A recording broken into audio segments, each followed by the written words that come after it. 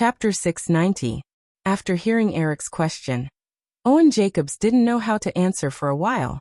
Although Qualcomm had always been generous in licensing CDMA technology, so far, there was no large-scale CDMA equipment manufacturer in the world. When GSM equipment manufacturers were everywhere in the world, even Nokia, which had a strong accumulation of production technology, almost collapsed its supply chain due to the rapidly expanding market demand, let alone Qualcomm, which was almost poor in equipment production capacity. In fact, Qualcomm had its own communication equipment and mobile phone factory, but most of the equipment produced in that factory was only used to meet the testing needs of CDMA technology. Nokia had its own supply chain to collapse, but Qualcomm's factory didn't even have a complete component supply chain. It often only purchased a small number of components according to demand. This situation couldn't support large-scale CDMA equipment production.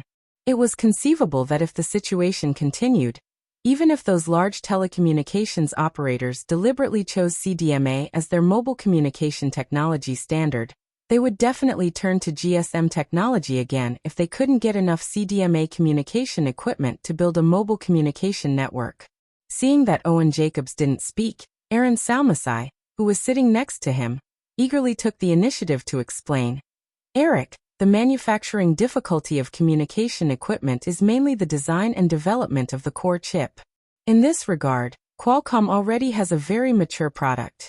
As long as CDMA technology can be promoted, Qualcomm can not only quickly build a factory to produce equipment in a short time, but also commission communication equipment manufacturers to do product manufacturing. Eric nodded with a smile and didn't raise any objections. The main reason he said those words just now was to draw out Aaron Salmasai's words at this time. It was true that technology research and development burned money, but in fact, the construction and operation of equipment manufacturing factories were more expensive.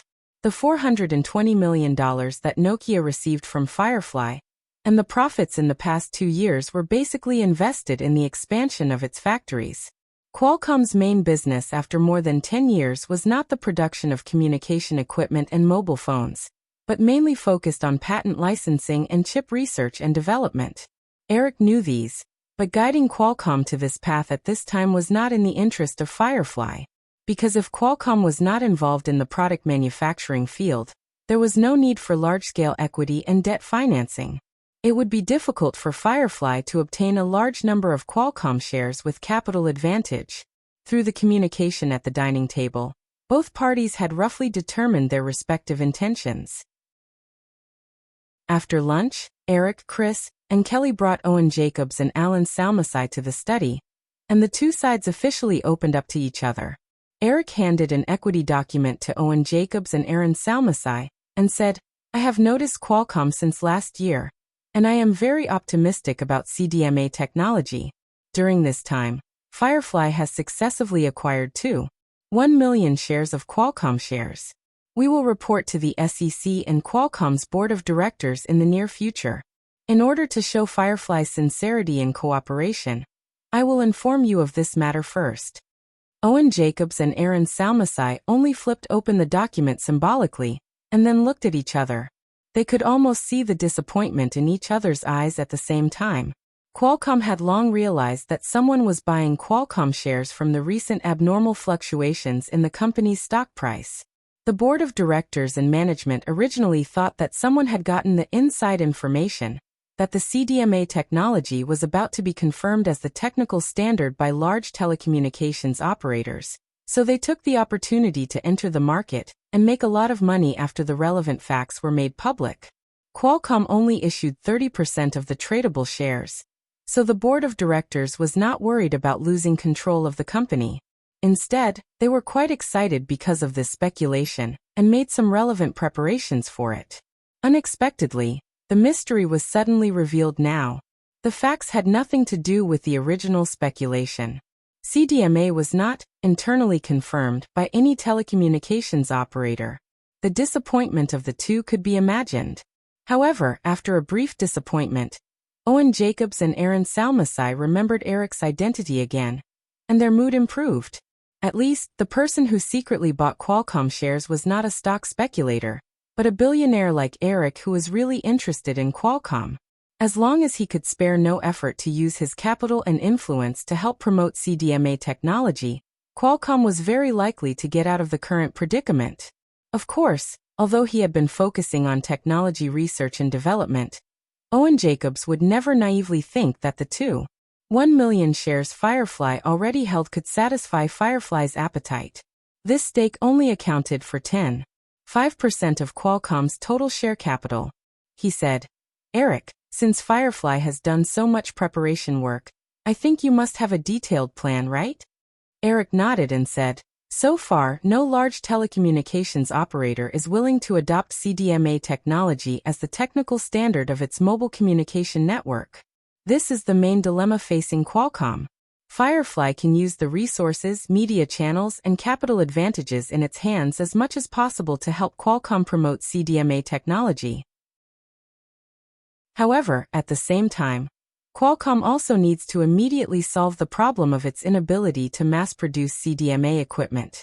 I don't want to see Firefly spend a lot of effort to get carriers to accept CDMA technology, only to move to the GSM camp again because CDMA equipment can't be supplied in time. Therefore, I suggest that Qualcomm immediately build a communication equipment and mobile phone factory from now on." Compared to Owen Jacobs, who focused on technology research and development, Aaron Salmasai put more energy into the actual management of Qualcomm. When he heard the first half of Eric's words, he was just a little excited, but because of the second half of Eric's words, he was distressed. He interrupted, "Eric, it's not that we haven't considered this aspect. We have also done detailed research. According to the original research results, building a factory with an annual output of 1 million CDMA mobile phones would require a total investment of $80 million. We can't, Speaking of this, Aaron Salmasai noticed that Eric was looking at him with a smile, and suddenly realized something. He stopped talking and smiled awkwardly. Eric didn't mind Aaron Salmasai's interruption. He continued with a smile, "I know that Qualcomm definitely can't afford to build an equipment factory, but this money can be paid by Firefly. To be honest, Firefly helps Qualcomm promote CDMA technology, and we also hope to get enough returns. Therefore, I hope to increase Firefly's shareholding in Qualcomm through capital injection." Owen Jacobs had just realized this and asked, "Eric, how much money is Firefly going to invest in Qualcomm?" Eric said in a relaxed tone, "According to what Aaron just said, a mobile phone factory requires an investment of $80 million. Qualcomm definitely needs to build a CDMA base station equipment factory at the same time. This investment is also $80 million, which is $160 million. The investment of only 2 factories is definitely not enough. Qualcomm also needs to establish a component procurement and product marketing system. Then this expenditure is counted as $200 million. According to the current stock price, Qualcomm probably needs to issue 10 million shares to Firefly." Owen Jacobs did a mental calculation. If 10 million shares were issued, Qualcomm's total share capital would expand to 30 million shares. Firefly already held 2.1 million shares. By then, its shareholding in Qualcomm would increase to 40%. Although it did not achieve the controlling stake, Firefly would also become the most important shareholder of Qualcomm. In order to establish Qualcomm, Owen Jacobs had invested almost all his wealth. However, after many rounds of financing and the IPO in 1992, Owen Jacobs' Qualcomm shares were less than 1%. As long as Qualcomm could continue to survive, Owen Jacobs did not care much about the company's equity changes. He also knew that Firefly could not get enough shares, and would certainly not do its best to help Qualcomm promote CDMA technology. After thinking for a moment, he nodded and said, "Eric, I don't object to your proposal, but it involves additional shares. This matter will be decided by Qualcomm's board of directors." AT&T's announcement of joining the GSM camp had caused Qualcomm to lose more than half of its potential North American market. If Verizon, Sprint, and other companies also chose GSM, Qualcomm could only go bankrupt and liquidate. Firefly had bet a huge sum of $200 million on Qualcomm at this time. If it failed, the $200 million would be wasted. Eric believed that Qualcomm's board of directors should understand that Firefly's actions were equivalent to indicating that the entire Firefly system would spare no effort to promote Qualcomm's CDMA technology. Although the final capital injection plan would be adjusted, the possibility of Qualcomm's board of directors rejecting Firefly's capital injection was very low. Looking at his watch, Eric said, "So Owen, Chris and Kelly will be in charge of the specific matters. I hope to hear good news from Qualcomm as soon as possible." Owen Jacobs was about to say something when he felt Aaron Salmasai gently kick his shoe. He suddenly remembered the plan that they discussed yesterday and said, "Eric, Aaron and I have another plan here. I hope you can take a look." Eric nodded and took the document that Owen Jacobs took out from his briefcase. After reading it carefully, he passed it to Chris and Kelly, who were next to him. Owen Jacobs and Aaron Salmasai looked at the three people in front of them nervously. They were worried that Eric would directly reject the plan. After waiting for a while, Chris and Kelly finished reading the document. They then looked at Eric and did not make any suggestions. A huge plan involving $4 billion needed Eric to make the decision himself. Eric thought for a while and said, "I think this plan is a bit idealistic." When Owen Jacobs and Aaron Salmasai heard Eric's words, their heartstrings relaxed. At least, Eric did not reject the plan on the spot. Eric did not know what the two were thinking. He continued, "You must know about the lawsuit regarding the C-tier licenses. The reason for the lawsuit is very absurd, but it can still delay the auction of the C-tier licenses for a long time. From this point, it can be seen that the established telecom operators will not allow the small and medium-sized telecom companies to develop. Even if we buy all the C-tier licenses, the final users will still be AT&T and a few other telecom giants. Perhaps before the C-tier licenses are auctioned, these mainstream telecom operators have already determined the technical standards. So this plan is not very meaningful for the promotion of CDMA." Owen Jacobs and Aaron Salmasai realized that Eric did not say anything definite.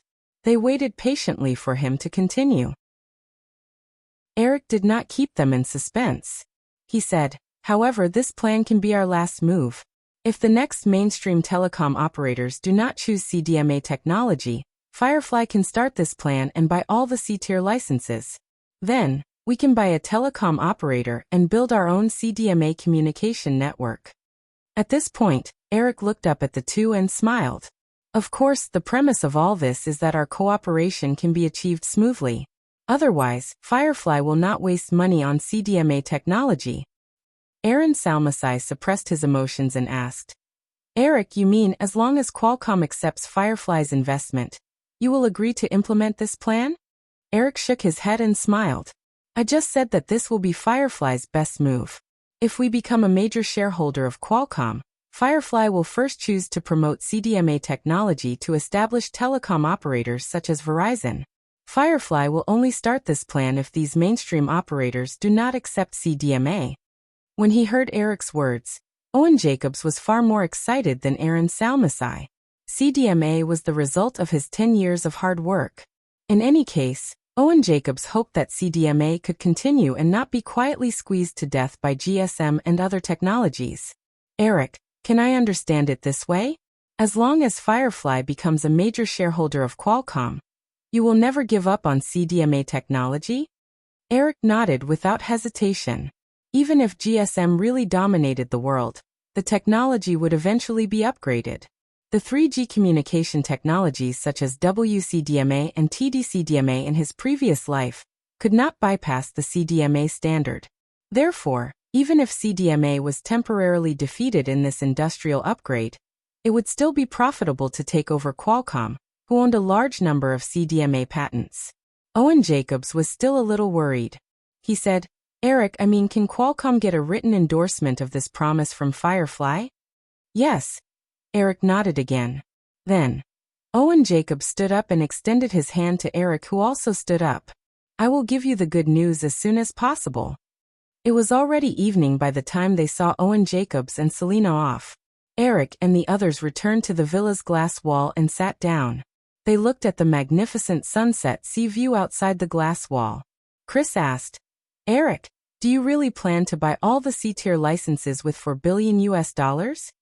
Eric took the freshly charged coffee from Kelly and smiled. I said this is a last resort plan. Instead of buying the C-tier licenses, I would prefer to use the $4 billion to invest in either Verizon or Sprint.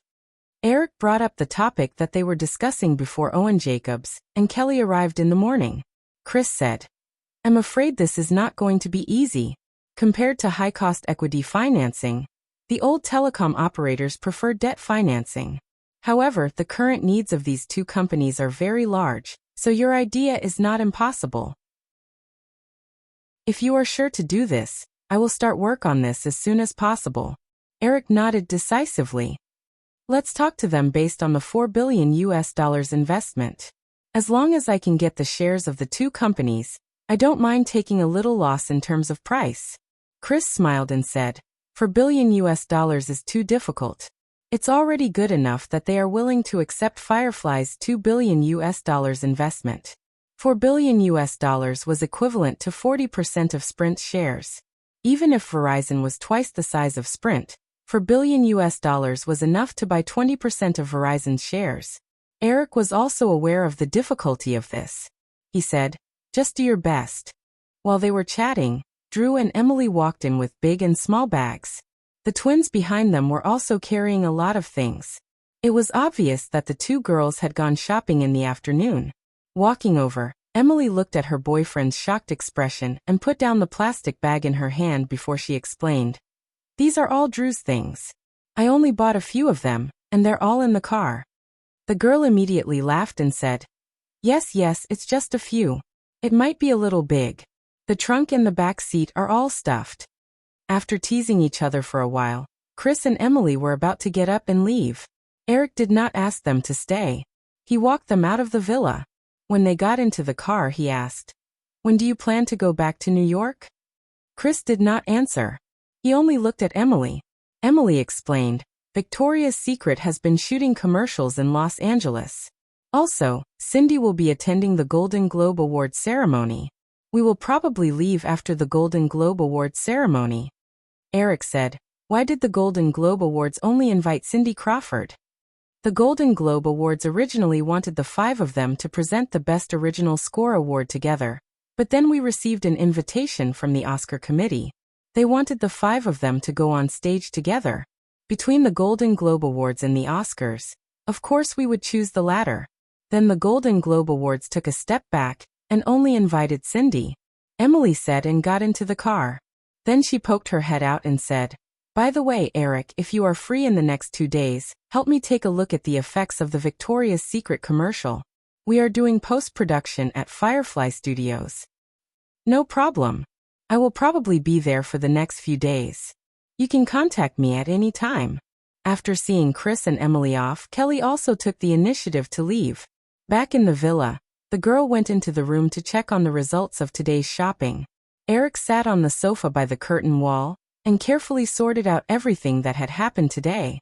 The sun had completely sunk below the horizon, and the light gradually dimmed.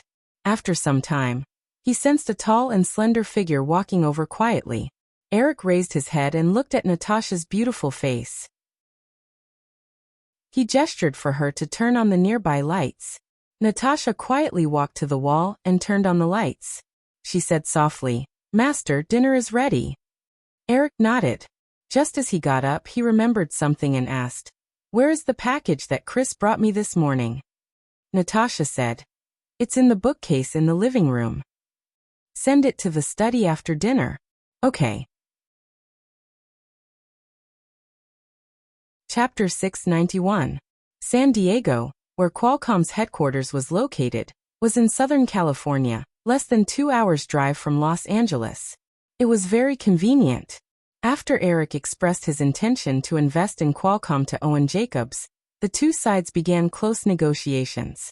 In Eric's office at Firefly Studios, Kelly, who had just returned from San Diego, handed a memo to Eric and said, Chris will be negotiating with several important shareholders of Qualcomm in the afternoon. He asked me to come back first. This is the result of our negotiations in the morning.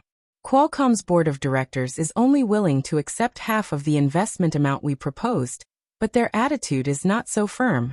It should only be a matter of time before the deal is finalized.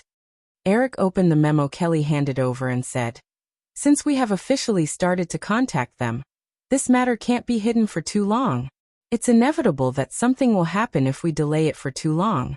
The only thing I care about is time. 1 week. I hope this deal can be finalized in the next week." Kelly said, "Eric, if the negotiations are compressed into a week, we will definitely be in a passive position." Eric shook his head and said, "This matter can't be resolved quickly. If it attracts too much attention, we will really be in a passive position. You continue to go to San Diego tomorrow and explain the pros and cons to Qualcomm." AT&T announced GSM as its technical standard as soon as it got the Spectrum license. The other operators who have gotten the Spectrum license will not hesitate for too long. If they miss the best time to lobby for CDMA because of their hesitation, we will not hesitate to give up on this deal. So only 1 week. Once the news of Firefly's attempt to invest in Qualcomm spread, not only would it cause the stock price to skyrocket, but it might also cause people to follow suit. After all, Firefly's investments in Cisco, AOL, Yahoo, Nokia, and other companies in recent years were now very profitable. The capital market had already begun to pay close attention to Firefly's investment. If the negotiations dragged on for too long, and another company suddenly appeared in the process, it would be the biggest trouble. Kelly thought for a moment and nodded. "Okay, I will prepare." Eric finished reading the memo and discussed some things to take note of with Kelly. He then picked up a thick package from his desk and stood up. "The Wachowskis will be here soon. You can come along too." Kelly caught up with him and asked in surprise, "Eric, are you really going to let them direct The Matrix?" Eric said, "It's not confirmed yet. Let's meet first. I still feel that this matter is a little too ridiculous. They are just two unknown screenwriters." Eric laughed and said, "I was once just a little-known screenwriter." Kelly said, "But you didn't direct a movie with such a huge budget right from the start. The budget for Home Alone was only $1 million. After that, there were Pretty Woman, Home Alone 2, Dark Battle, and Ghost. It was only until the sixth movie, Tornado, that you started trying to make a big-budget movie." Eric explained, "At that time I was a little timid. If I directly made a big project with an investment of over $100 million, and the box office failed miserably, I would not be where I am now." Kelly was still a little confused. From the way Eric had directed from small to big, he had always been a very rational person. But this time his behavior seemed a little irrational. Because of the great success of Jurassic Park, Firefly had high expectations for Eric's movie adaptation of The Matrix. The production budget was directly set at $100 million USD. Katzenberg and the others actually hoped that Eric would continue to direct personally, but Eric was interested in two Hollywood rookies who had not even directed a movie before. This was really puzzling. It was still the small restaurant near the administrative building where Eric often had lunch. As soon as he entered, the two brothers who were already waiting in the restaurant stood up, accompanied by an employee of the studio. Eric sent the employee in charge of accompanying them away, and sat down opposite the Wachowskis with Kelly. Looking at the Wachowskis, who were still men, Eric inexplicably had a strange feeling. Perhaps it was because of the cultural differences. Eric could not understand the thoughts of transsexuals. Feeling Eric's gaze, Larry, who looked thin and wore glasses, but was actually the older brother, looked at the package that Eric casually placed on the table and said, "Mr. Williams, what do you think of our idea of The Matrix?" Eric put away his strange thoughts and took out the storyboard drafts from the package. He said, "You can call me Eric. I think the ideas of bullet time and 360-degree rotation in your drafts are very cool. However, I feel that you did not completely adapt the movie according to my novel, but these drafts also did not give a detailed script. Can you tell me your specific thoughts on the plot first?" In order to avoid a clash of ideas, Eric's novel version of The Matrix didn't take the route of the movie version in his memory except for the name and the main plot. It also didn't have any profound philosophical thinking. Instead, it was mainly about the hero Neo, who accidentally discovered that he was living in an illusory world and fought against the mother with his friends to return to reality. Hearing Eric's question, Larry said, "Eric, Andy and I actually had similar ideas in the past, but they were just scattered pieces. It was only when we saw your novel that we decided to turn our story into a screenplay. So the storyboard drafts you see are the result of Andy and I combining your novel and some of our own ideas. We feel that compared to the novel version, this story should be able to be explored on a deeper level. It should be about reality and illusion, about the origin of life, and so on. It shouldn't just be a science fiction novel. Eric nodded and said, "Then let's put my story aside and talk about your ideas, shall we?" "Of course not," Larry Wachowski said. "Here's what we're thinking. In the illusion created by the mother body, Neo was probably a programmer who was proficient in hacking. One day, a mysterious person suddenly contacted him. The Wachowski brothers excitedly began to talk about their ideas for the story. Eric interjected from time to time, and unknowingly, even Kelly was gradually drawn into the discussion. It wasn't until 2 o'clock in the afternoon that they remembered to have lunch. After filling their stomachs, Eric began to ask the Wachowski brothers about their specific ideas for the movie. The discussion went on until evening, and the Wachowski brothers finally left Firefly Studios. Eric asked the waiter to remove the coffee on the table and ordered dinner. Then he asked Kelly, who was beside him, "What do you think of them?" Kelly thought for a moment and said, "They're two very creative people. However, if we shoot according to their ideas, the movie might be a little obscure. If it's made into a low-budget cult movie, it might become a classic. But as a big production with hundreds of millions of investment, it's hard to guarantee the box office." Eric nodded.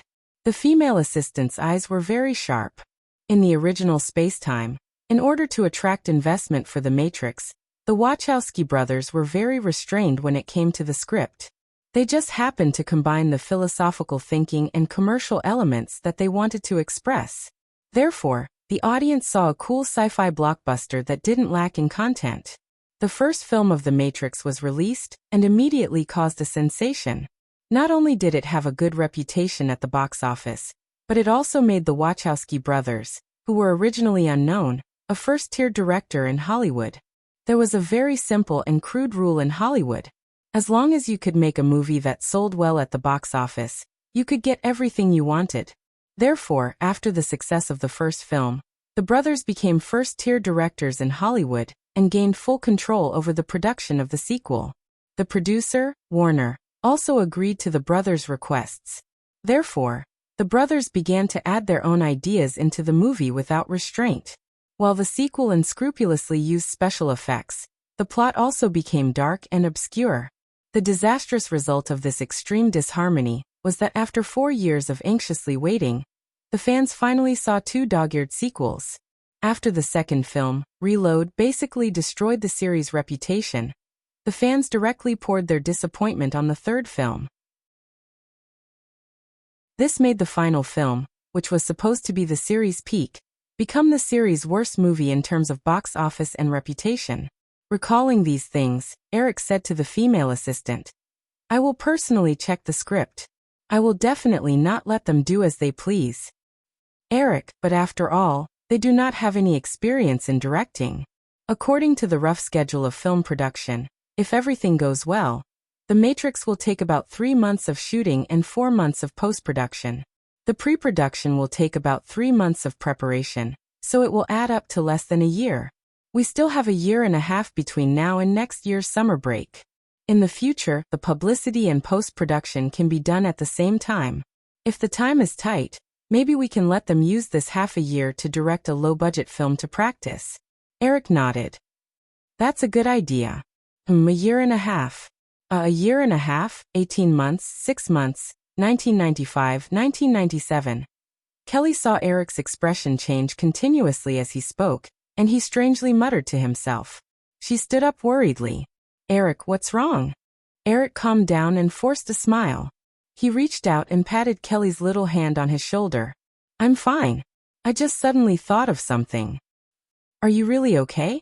Kelly was still a little worried. She placed the back of her hand on Eric's forehead again. Other than some fine sweat, she did not feel anything strange. Eric smiled as he grabbed the female assistant's little hand and kissed it. "I'm really fine. I just suddenly thought that I might have overlooked something." After being kissed by Eric on the back of her hand, Kelly felt the surprised gaze of the waiter, not far away. She blushed slightly and withdrew her little hand. She sat down again, but she forgot to ask Eric why he had lost his composure just now. Eric's expression quickly returned to normal, but he did not let go of the thought just now. Because of Kelly's inadvertent reminder, Eric suddenly thought of the production cycle of Titanic. In the original space-time, after Titanic created a box office miracle, many production details were dug out by the media. Eric clearly remembered that in the original space-time, Titanic in the original space-time began preparations in the second half of 1995. The official filming began in 1996. Fox originally planned to release it in the summer of 1997, but Cameron delayed the production cycle again and again. In the end, it was delayed until the end of 1997 before it could be released. The entire production cycle was close to 2 years. Although the production budget for Titanic was approved at the beginning of the production cycle of $150 million, Eric was already mentally prepared that Cameron would definitely overspend. However, as long as it could bring about the same classic as the original space-time, Eric did not mind Cameron pushing the budget up to $200 million again.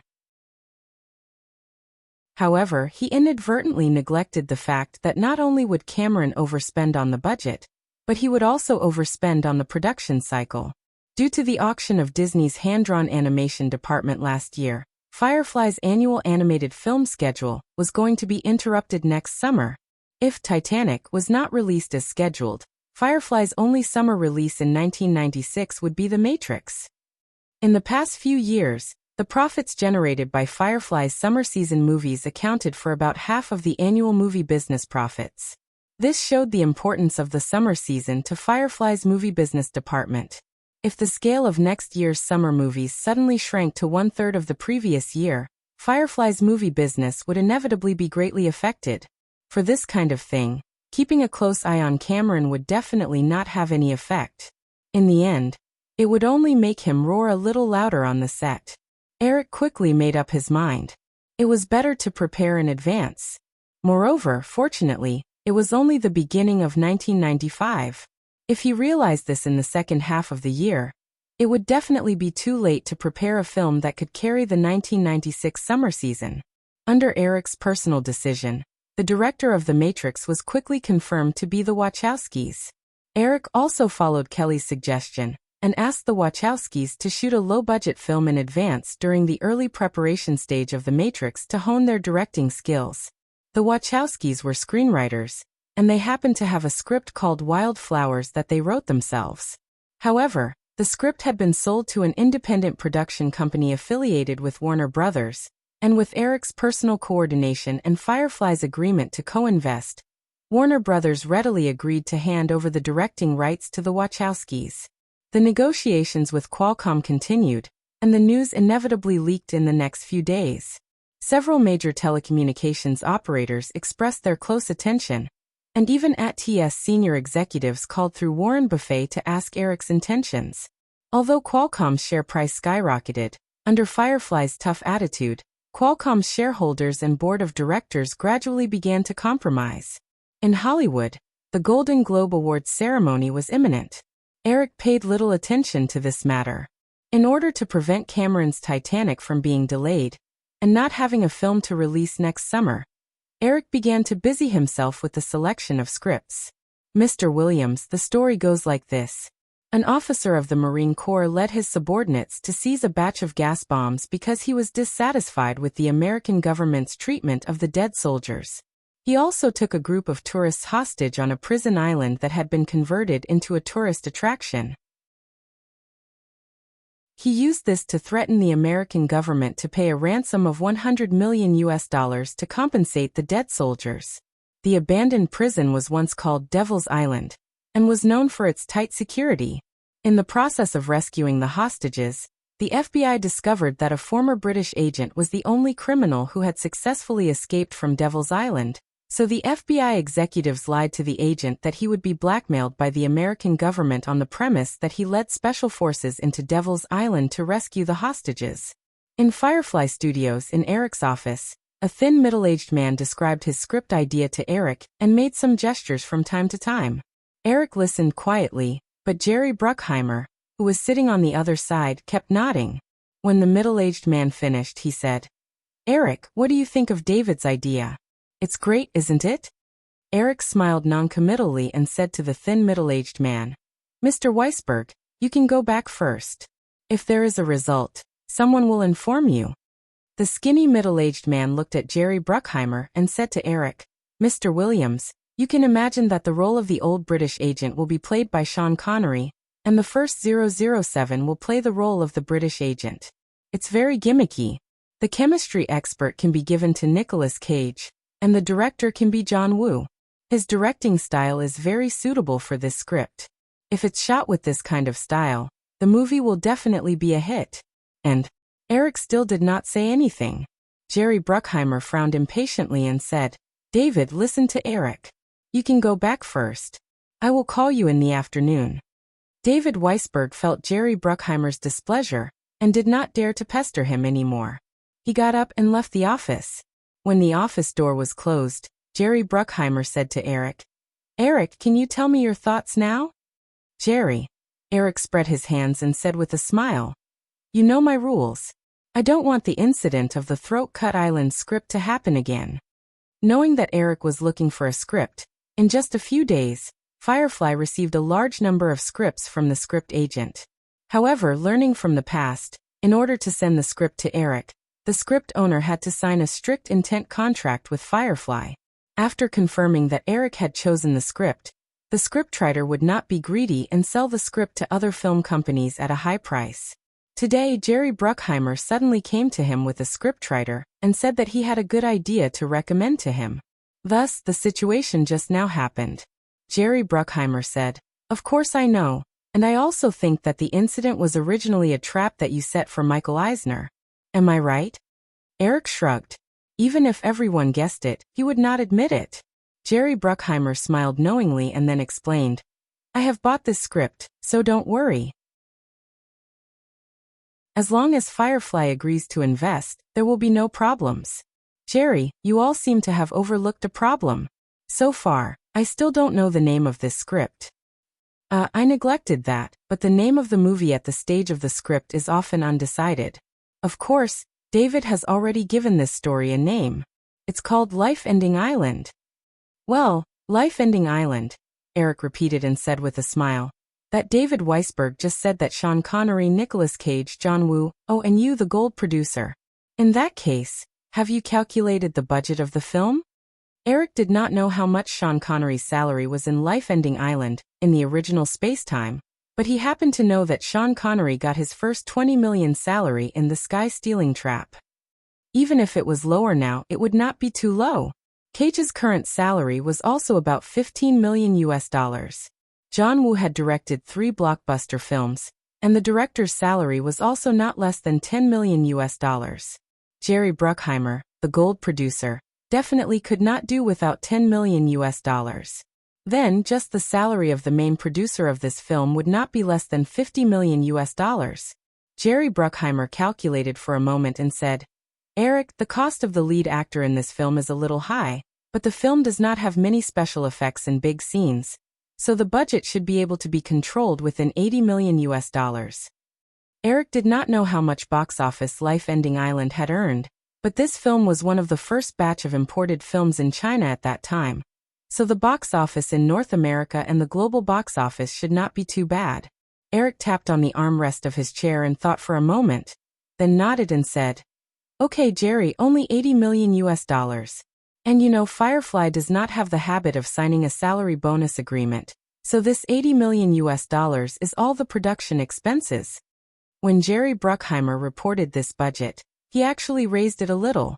According to his estimate, the film could probably be completed with $75 million US.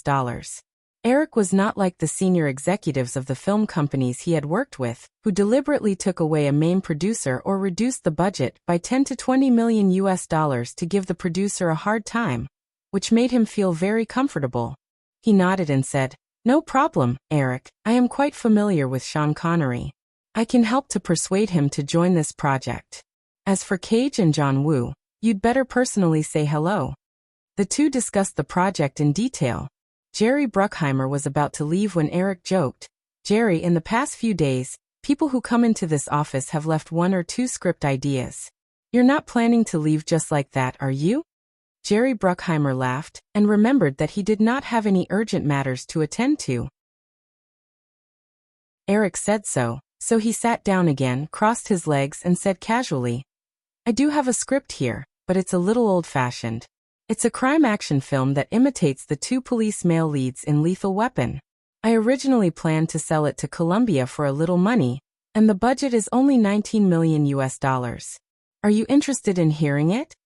Eric narrowed his eyes slightly and said with the same smile, "Oh, what's the name of the script?" Jedi Cop. Chapter 692. The outline of the script is about a pair of detective partners with different personalities who accidentally switch identities in front of an important witness while investigating a case. In order to win the trust of the witness, they have to switch identities during the subsequent investigation. Jerry Bruckheimer didn't notice the subtle change in Eric's expression. Compared with David Weisberg, who was a little long-winded when introducing Fatal Island, Bruckheimer skillfully summarized the story in a simple and clear way. The simple details also showed the huge gap between a gold medal producer and an ordinary screenwriter. That's a good idea. The two detective partnership has been proven to be very successful in Lethal Weapon and Beverly Hills Detective. The selling point of switching identities also adds an element of innovation to the story. Jerry, have you chosen a director? When Bruckheimer heard Eric's words, he couldn't help but sit up straight and ask, "Eric, you're not interested in this story, are you?" In the original Spacetime, Michael Bay and Will Smith, 2 heavyweights in Hollywood, became famous. Although it was only a low-budget crime film, it was enough to prove how outstanding it was. Of course, Eric wouldn't let it go. He nodded and said, "Why not? This story is very attractive, and the cost is not high. Maybe it can achieve unexpected results."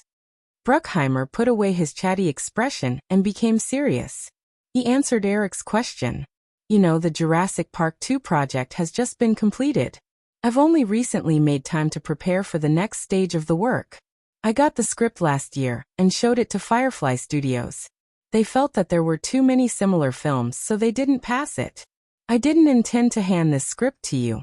Contact with Columbia has just begun.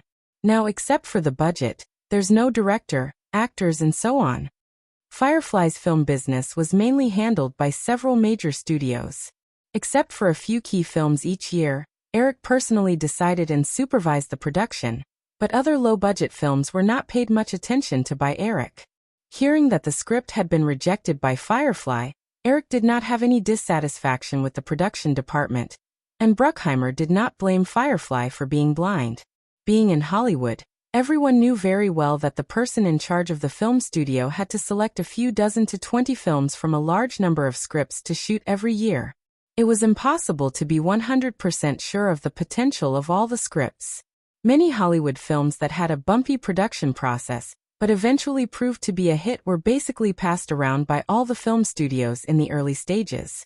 Moreover, if it weren't for the memories of his previous life, Eric might have thought that this script was too cliché. Even 2 of the most famous series, Lethal Weapon and Beverly Hills Detective, had already made a bunch of sequels, not to mention those that had been lost in obscurity. How about this? Forget about the collaboration with Columbia. I think we can think about this project and put it at the end of the year. Firefly has only confirmed a Christmas release, 101 Dalmatians. Maybe we can put this film on Thanksgiving." "Eric, Thanksgiving release? Are you kidding?" Bruckheimer said in surprise. He originally expected that for such a low-budget crime-action film, it would be good enough to get an Easter release. Even if it was put in the cold autumn release, it would not be surprising. The summer release and New Year's release were not considered at all. "Of course not," Eric said. "However, I haven't seen the script yet, so this is just a preliminary idea. In the end, it still depends on the quality of the film after production. If the idea is good but the film is bad, then there will definitely be no Thanksgiving release." Bruckheimer said, I'll call someone and have the script sent over. Eric looked at his watch and said, That's good, but I have something else to do next. If the script is sent over, I can only read it at night. Bruckheimer was not in a hurry. Of course you take your time. I'll prepare for Brave into Deadly Island first. Let's talk about it when we have time. After sending Bruckheimer away, Eric was still thinking about this matter. The Brave into Deadly Island and Jedi Cop he encountered today were both directed by Michael Bay in the original Spacetime. It seemed that it was time to bring the explosive Bay to Hollywood. In the original Spacetime, although Michael Bay had always been ridiculed as the explosive Bay, and was one of the most hated directors of bad films by film critics, in fact, Michael Bay was the darling of the Hollywood studio. This was mainly because Michael Bay had never been profound. He shot commercial films wholeheartedly. Not only could most of his films bring profits to the studio, but what was even rarer was that he never exceeded the production budget and shooting cycle. He gave people the feeling of an alternative Hollywood office worker. Thinking of Michael Bay, his thoughts naturally could not avoid Transformers. Eric suddenly realized that the copyright of this super blockbuster series with unlimited potential had not been obtained yet. However, the fame of Transformers was too big. If he wanted to get the copyright, it would definitely take some twists and turns. Just as he wrote these things down one by one in his work memo, Eric heard someone knocking on the office door. Then Emily poked her head in. Eric, it's been a few days. You're not going to stand me up again this time, are you? Eric put away the memo, got up and smiled at Emily who was standing at the door. You don't have to be so ruthless. You even used the trick of blocking the door. You still dare to say that. I just asked you to help me watch the commercial, and you can delay it for so long. Eric walked out with Emily and said, For your matter, I've turned down all my appointments this afternoon. But there are always situations that can't be avoided. It's not like you don't know how busy I've been recently. Other than the death postcards and rattlesnakes, I've been like the male lead in Robert Altman's The Big Player. 135 calls a day. If I persist for a year, it'll be 50,000 calls. Emily obviously had not watched The Big Player. She curled her lips and said, How can it be so many? Eric looked at Emily and smiled. If it's just helping you watch the Victoria's Secret commercial, you can just bring the videotape to my office. You insist on me going to the post-production studio. Do you have other plans? Tell me in advance. Otherwise, I won't cooperate when the time comes. A guilty expression flashed across Emily's face, but she quickly said righteously, Shouldn't a smart man pretend to be confused at the right time? That's Chris's obligation. I can't control it. I didn't have any expectations for you, Emily said. It's like this. We've found a candidate director for this year's Victoria's Secret show. He's very good at commercials and MTV production. He's also won some professional awards. We've only worked together on one commercial, and haven't decided whether to give him the Victoria's Secret show. So, I wanted you to help me watch it. Eric shook his head and smiled. No, I think the truth should be like this. He wants to change his career to film, but he lacks connections in Hollywood. You want him to produce the Victoria's Secret show, so you sold me out. Emily had a helpless expression on her face. All right. I admit that you're a little smarter than Chris. Is that okay? Eric stopped joking and said seriously, Let's make it clear first. It's just a meeting. I can't guarantee anything. If you promise anything in advance, you'll have to deal with it yourself. I'm not stupid. How can I give a promise in advance? Moreover, creating an opportunity to meet you is the dream of many people. You won't be stupid enough to ask for anything else. Oh, it seems so. I'm a big shot now. Eric shrugged and asked, What's the guy's name? Michael Bay. Oh, Eric had just nodded, but he subconsciously raised his voice. His tone was full of unconcealable surprise. Michael Bay. What's wrong? Nothing. I think I've heard of him somewhere, Eric explained, but he sighed in his heart. Is today the day of the explosion? In the original Spacetime, Michael Bay used to be the director of Victoria's Secret commercials. The female lead of Transformers 3 was born in the Victoria's Secret Angel. After Emily's introduction, Eric learned that Michael Bay was a little famous in the MTV and advertising circles at this time. He had won a series of MTV and advertising awards. However, even if an MTV or advertising director reached the pinnacle, his position in the industry was far less than that of a film director. Even the position of a TV series director was not as good. Just like stage actors and TV series actors would sharpen their minds to enter the big screen, there were few MTV or advertising directors who did not want to become film directors. The most successful people in Hollywood in this regard were Michael Bay and David Fincher. Firefly Cineplex's post-production center.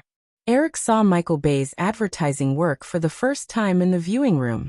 With the long-term training in the MTV and advertising industry, Michael Bay had developed a strong personal style in color control, rapid camera movement, and lens editing. Moreover, as long as you watched Michael Bay's movies, you would know that he was very good at showing the curvaceous beauty of the female body. The scene of Megan Fox leaning over the hood of the Bumblebee in Transformers was a scene that almost all male audiences loved to talk about. Cooperating with Victoria's Secret for the bra commercial was simply a match made in heaven. After watching the 1 minute and 30 seconds commercial, Eric did not find anything dissatisfactory except for the mediocre creativity. Moreover, the creative aspect of the commercial was not Michael Bay's area of responsibility. When the lights came on, Emily, who was sitting next to Eric, was most concerned about Victoria's Secret. She could not wait to ask, "Eric, what do you think?" Eric looked at Michael Bay, who was sitting on the other side of Emily and looking like he was all ears. He nodded and said, "The color, editing, and soundtrack are all very good. If it was just a 5-minute TV commercial, this film would be enough. However, this commercial as a whole lacks creativity. The 1.5-minute commercial is just a series of stiff accumulation of a series of sexy elements. I can't find any focus at all." Emily said, "We're just going to cut the TV commercial. However, Eric, do you have any ideas?" Eric shrugged and said, "You can look for an advertising company and slowly choose one. I don't have more time to help you with this. However, think about those big-name commercials that have lasted for a long time. You'll know how important creativity is. So you'd better pay attention to it." Emily was a little unwilling, but she also knew that she could not ask for too much. Eric had already created a huge and influential Victoria's Secret commercial for Victoria's Secret. It was impossible for him to waste too much energy in this area. So she leaned back and formally introduced, "Eric, this is Michael Bay." Michael Bay quickly took the initiative to stand up and extend his hand to Eric. "Mr. Williams, it's a pleasure to meet you." Eric stood up and shook hands with Michael Bay. He smiled and said, "The camera technique in the commercial just now was very good. Emily said that you will take over this year's Victoria's Secret fashion show. She hopes that you can create another impressive underwear show. I'll do my best, Mr. Williams." After saying this, everyone got up and left the viewing room. They walked through the long corridor, intending to go to the conference room on the other side. Michael Bay followed the crowd and looked at Eric, who was whispering to Emily, Edward Razek, and the others in front. He was a little disappointed, thinking that this opportunity had passed. But after a while, he saw Eric turn his head and wave at him. So he quickly walked forward. "There's nothing else for us to do now. Follow me." After Eric finished speaking, he did not follow Emily and the others to the conference room. Instead, he turned to the stairs and went straight downstairs. Michael Bay didn't know what was going on for a moment. He stood there in a daze for a moment, until Edward Razek patted him on the shoulder with an envious look. Only then did he realize what was going on. Surprised, he followed without hesitation. After several years of development, in addition to the overly large studio area, the office areas such as the Digital Domain Studio, the Cinema City Administrative District, and the Post-Production Center had been surrounded by trees. Eric left the Post-Production Center with Michael Bay and walked leisurely along the forest toward the Administrative District. From time to time, he nodded to the staff who greeted him. Michael Bay took a small step and followed Eric closely. He knew nothing about Eric's character. Although he wanted to show off, if Eric did not take the initiative to speak, he did not dare to say anything. He just secretly looked at the young man who had suddenly risen in Hollywood in recent years. Although he was a few years younger than himself, Michael Bay could clearly feel that Eric had a calmness that did not match his age. He knew that this was definitely not an illusion, but he could not find any reason to explain it. He could only attribute it to the natural halo brought about by power and wealth. The unreachable Hollywood director in his previous life was now following him like a follower. As a person of two lives, and after so many years, the impetuousness when he had just risen had disappeared. Eric did not have too much superficial sense of vanity. He just sighed inexplicably. As they approached the administrative building, Eric finally said to Michael Bay, "Emily said that you have won many awards in music, MTV, and commercial production. I also watched your commercial just now.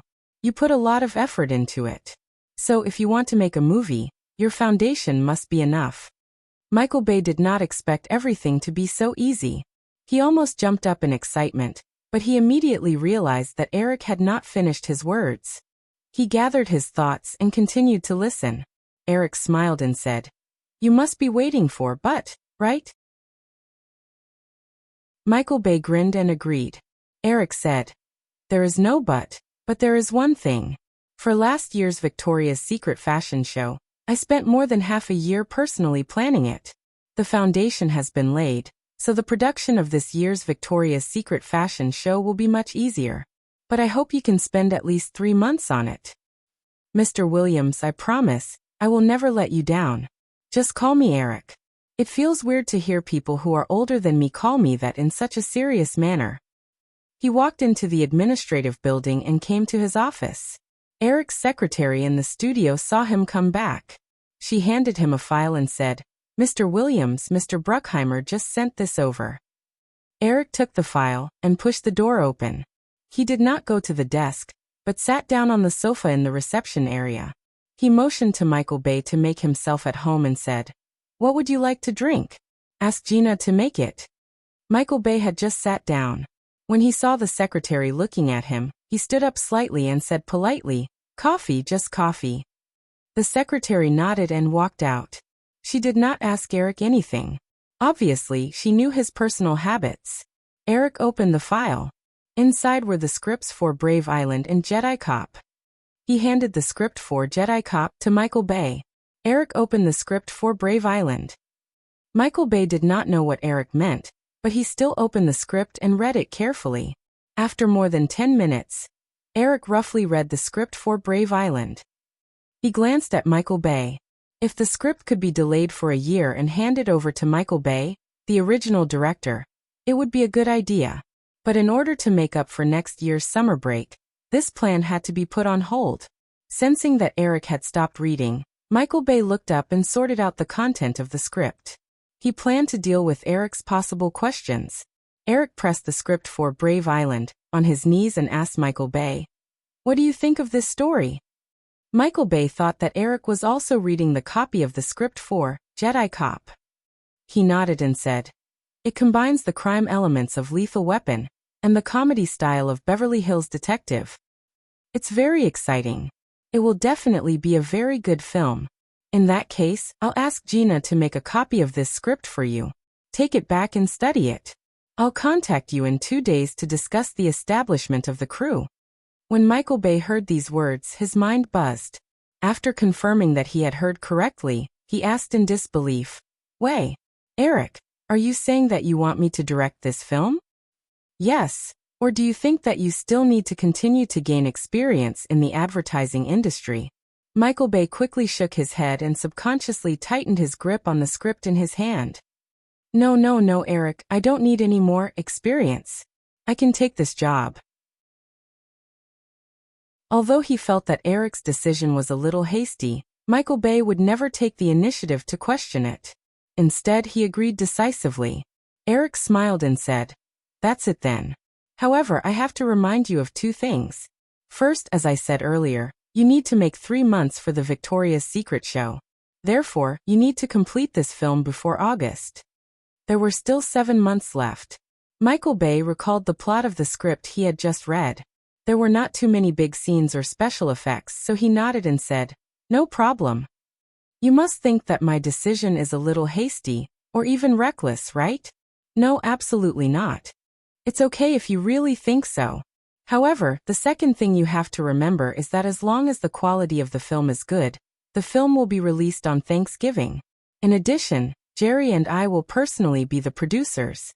We all care about our reputation. If you mess it up, you can only continue to shoot advertisements. Michael Bay's heart trembled.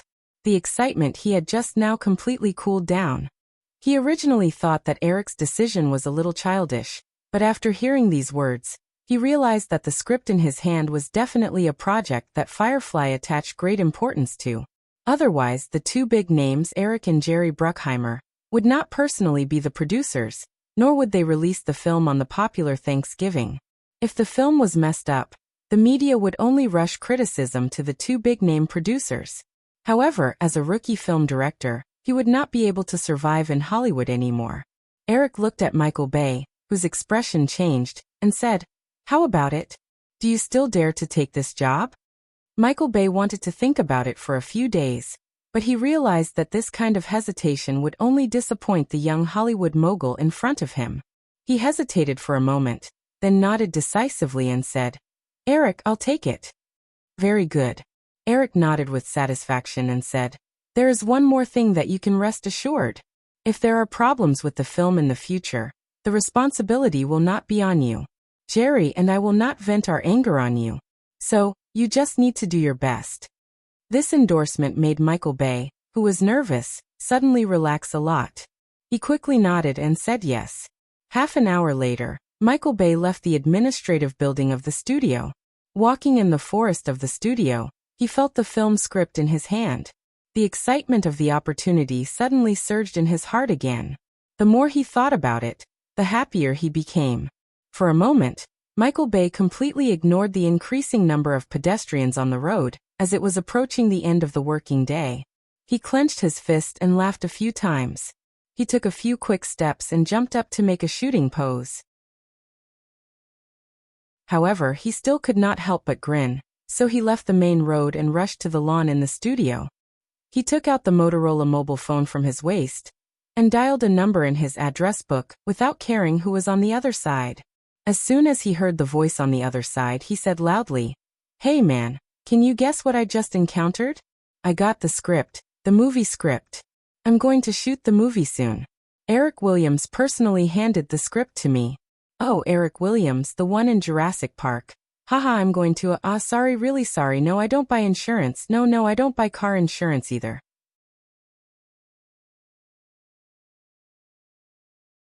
Chapter 693. Under Eric's strong insistence, the capital injection negotiations with Qualcomm were finally finalized on the day of the Golden Globe Awards ceremony on January 21st. Qualcomm's shareholders and management also understood that the sooner they reached an agreement with the powerful Firefly investment, the better it would be for the promotion of CDMA technology. Therefore, they did not ask for an exorbitant price because of Firefly's urgent attitude. They only asked that the final capital injection amount of Firefly be determined according to Qualcomm's share price the day before the deal was reached. After the news of Firefly's contact with Qualcomm came out, Qualcomm's share price soared by 21% in just 1 week, reaching $23.80 per share. Firefly Investment finally needed to pay $238 million for the 10 million additional shares issued by Qualcomm. This price was far beyond Eric's range of affordability. Therefore, he personally rushed to San Diego from Los Angeles early in the morning. After the signing ceremony in the morning, Eric, Chris, Owen Jacobs, and other senior executives of Qualcomm went into the conference room to discuss the next step of the plan. It was already 5:00 in the afternoon after discussing in detail the lobbying strategy for telecom operators and the construction plan of Qualcomm's CDMA equipment factory. Chris and Owen Jacobs had already agreed to meet with the CEO of Verizon tomorrow. After the afternoon meeting, the two couldn't wait to board the plane to Verizon's headquarters in New York. Eric sent Chris and Owen Jacobs off and returned to Los Angeles with his entourage. Taking down Qualcomm, Eric once again placed an important chess piece in the rising high-tech industry. In the original space-time, although Qualcomm was much more obscure than high-tech companies such as Cisco and Yahoo that once had their own heyday, In fact, Qualcomm was the most profound of these companies because it almost completely monopolized the mobile communication technology of the entire generation. Even if it accidentally encountered a day of decline, it could still rely on the licensing fees of thousands of patents in its hands to make a large profit every year. Thinking of this, Eric's thoughts could not help but turn to Cisco, Yahoo, Nokia, and AOL that were already owned by Firefly Investment. According to the original historical development process, except for Cisco, the remaining three companies would gradually decline in the next few years. Eric had once read an article about the sudden decline of Nokia. In the development process of these high-tech companies, they lacked neither funds nor technology. The fundamental reason for their decline was a major mistake in the direction of the company's development. As long as he could maintain enough control over the companies in his hands, Eric was confident that he would be able to lead these companies on the right path for at least the next 20 years with the advantage of being reborn. The black Rolls-Royce sped along the Pacific Rim Highway between Los Angeles and San Diego. The setting sun swayed on the distant sea level, dyeing everything in sight a magnificent orange red. In the car, Eric kept his eyes closed, deep in thought. Kelly, who was sitting beside him, did not disturb him. She quietly flipped through a document in her hand. After some time, Kelly noticed that Eric suddenly opened his eyes and straightened his body. She looked up and asked, "What's wrong, Eric?" Eric turned his head and asked Kelly, "I remember that a few days ago, I saw a merger proposal submitted by the senior management of Cisco. Do you still remember?" Kelly nodded. "Yes, they intend to acquire a network switching company in Seattle. The initial negotiation price is $1.9 billion. And they're using the method of exchanging shares. What's our shareholding ratio after this transaction?" Kelly thought for a moment and said, "Cisco's current stock market value is around $16 billion. After the merger, it will exceed $18 billion. Our shareholding ratio will drop from 23% to 25%. Eric shook his head. Although their shareholding ratio had dropped to 25%, Firefly was still the largest shareholder of Cisco. However, their control over the company would become weaker and weaker. Cisco had always maintained a strong position in the industry in his previous life, and Eric would not purposely interfere with the management of the company. However, he also realized that he could not continue to let Firefly's shares in Cisco dilute, even if these diluted shares would still be a huge fortune in the future. "We can't lower it anymore." "No, not only can we not lower it anymore, we have to increase our shareholding in Cisco again. Contact Chris tomorrow and ask the management of Cisco to change the method of this merger. Switch to a cash and shares method to ensure that our shares will not be diluted again. Also, discuss a plan to increase our shareholding. It's best if we can increase our shareholding ratio to 30%. Kelly was puzzled. "Eric, aren't you planning to invest in the telecommunications industry? Based on the current scale of Verizon and Sprint, any one of them agreeing to invest in Firefly would require more than $1 billion in capital. If we increase Cisco's shareholding ratio to 30% as you said, considering the premium, we might need to invest $2 billion. Furthermore, there might not be any investors willing to sell their shares." Eric could not help but be generous in his heart. That was $2 billion. It was more than 20 times the initial investment that Firefly had made in Cisco. However, they could only get less than 10% of the company's shares now. It seemed that the good days of picking up scraps were gone forever.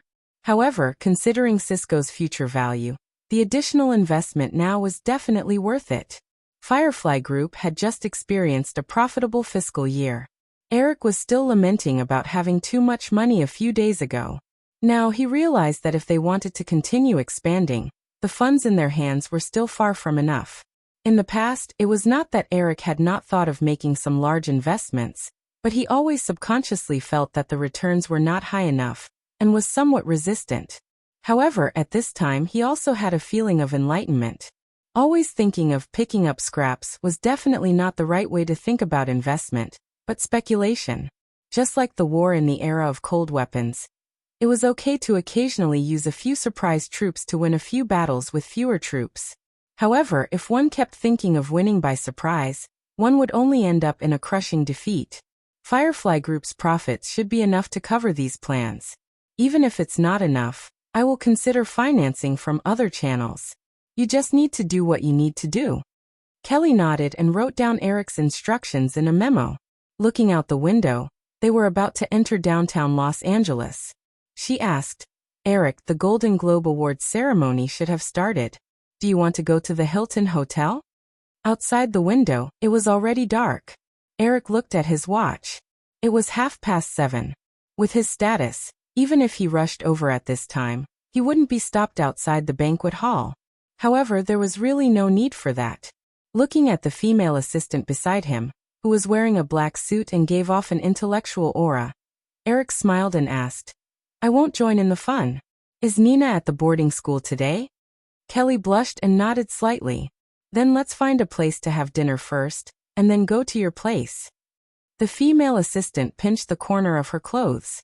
Her cheeks were rosy and her voice was as soft as a mosquito's. Let's just go to my place. It's easy to be bumped into if we eat outside. No problem, I'll listen to you. Without a doubt, this has nothing to do with the movie. This is just another male victory. Braveheart, a self-righteous film full of fictional historical facts, has completely defeated Saving Private Ryan, which is 10 times, 100 times better than it. The reason is simply because the director of Saving Private Ryan is a woman. It also once again proves the deep-rooted sexism in Hollywood. In Hollywood, as long as you are a woman, even if you do something that a man might not be able to do, you still won't be recognized. In the end, I just want to ask, is this really going to continue? On the second day after the Golden Globe Awards ceremony, a well-known female commentator in the Los Angeles Times published such a strong comment in her personal column. It received a lot of media discussion about gender discrimination, and there was no lack of questions and discussions about the Golden Globe Awards' shady dealings. The cause of this incident was that at the 52nd Golden Globe Awards ceremony, the highly anticipated Saving Private Ryan lost to Braveheart in the 4 categories of Best Film, Best Director, Best Screenplay, and Best Score. Only Tom Hanks successfully won the Best Actor award. Although many professional film critics knew that Braveheart and Saving Private Ryan could be said to be on par artistically, instinctively, a large number of film critics still leaned towards Saving Private Ryan, which had a stronger cultural identity. Because there were no strong competitors, Tom Hanks winning the Best Actor award was almost certain. Before the award ceremony, most people's discussion focused on the 2 categories of Best Film and Best Director at the Golden Globe Awards. After Saving Private Ryan failed to win anything, some people's original sense of identity turned into disappointment and doubt. Because of the gender of the director, Catherine, many feminists also angrily protested to the Golden Globe Awards committee, and even called on Hollywood actresses not to attend the Golden Globe Awards ceremony. Regarding the media's doubts, the Golden Globe Awards committee, like many times in the past, did not respond at all. This kind of questioning about the awards happened almost every year. As long as it did not get out of hand, not responding was the best way to deal with it. If they responded, it would make them look guilty and make the matter worse. A few days later, the list of nominees for the 67th Academy Awards was announced. Braveheart once again caused a heated discussion in the media. This time, the focus of the controversy was Mel Gibson's nomination for Best Actor. At the Golden Globe Awards, Braveheart's nomination for Best Actor had already made many film critics criticize Mel Gibson's performance.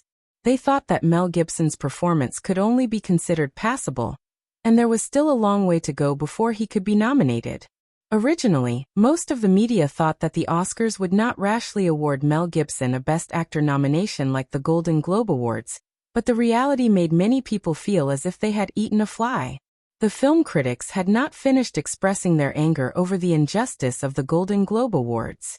At this time, they did not hesitate to point their guns at the Oscars, and there was another round of discussion about the fairness of the Oscars. Of course, ordinary people did not know how much had happened during this period. They just paid attention to the debate with relish. As the popularity of the topic increased, more and more media outlets began to follow suit, trying to attract audiences or readers. Most people did not notice that with the heated discussion, Saving Private Ryan, which had been out of theaters for a long time, quietly sold 670,000 videotapes in the following week. The sales volume was equivalent to the total sales of the previous 2 weeks. In just 1 week, Firefly had earned $20 million in videotape sales. At the same time, the weekly box office of Braveheart, which was still in theaters, suddenly increased by 60% from $7 million before the Golden Globe Awards to $11 million. The cumulative box office easily broke through the $73 million mark. The brothers Wayne and Stan were naturally overjoyed, and their little tricks became more frequent. In the whole matter, the most bitter person was undoubtedly Mel Gibson. The discussion caused by the nomination for Best Actor, as well as the controversy about sexism in Hollywood, had infinitely reduced his hopes of winning Best Director to almost nothing. He has already received $18 million in salary, and in the future, he will take another 10% of the profits. Fox does not owe him anything. Harvey wanted to spread the news about his Jewish discrimination, but I stopped him. If it weren't for the fact that we are all Australians, I wouldn't have cared. In Beverly Hills, in Julia and Elizabeth's mountaintop mansion, Elizabeth was wearing a refreshing white shirt and jeans. She leaned against a beach chair next to the swimming pool with sunglasses on. She spoke to Eric, who was reading a script on another lounge chair. Eric turned a page of the script in his hand and just nodded, indicating that he heard. Elizabeth pouted with some dissatisfaction and said, "Eric, I heard that you hired 2 new directors and gave one of them The Matrix. Aren't you afraid of screwing it up?" "To be precise, it's 3. Eric corrected her casually. "Of course I know. Well, the Wachowskis, what's so special about them?" Hearing Elizabeth's sneaky voice, Eric smiled and said, "Don't worry about them. The 2 of them, 3 of them, have signed an option contract with Firefly for 3 films. For at least 5 years, they will definitely not take on films from other companies. Of course, unless I take the initiative to let them go." Since he had decided to hire the Wachowskis and Michael Bay, Eric certainly would not give them the chance to leave after shooting a film that was popular at the box office. Instead, he signed a common option contract with the 3 of them in advance, which stipulated that they had to direct at least 3 films for Firefly before they could switch to other companies.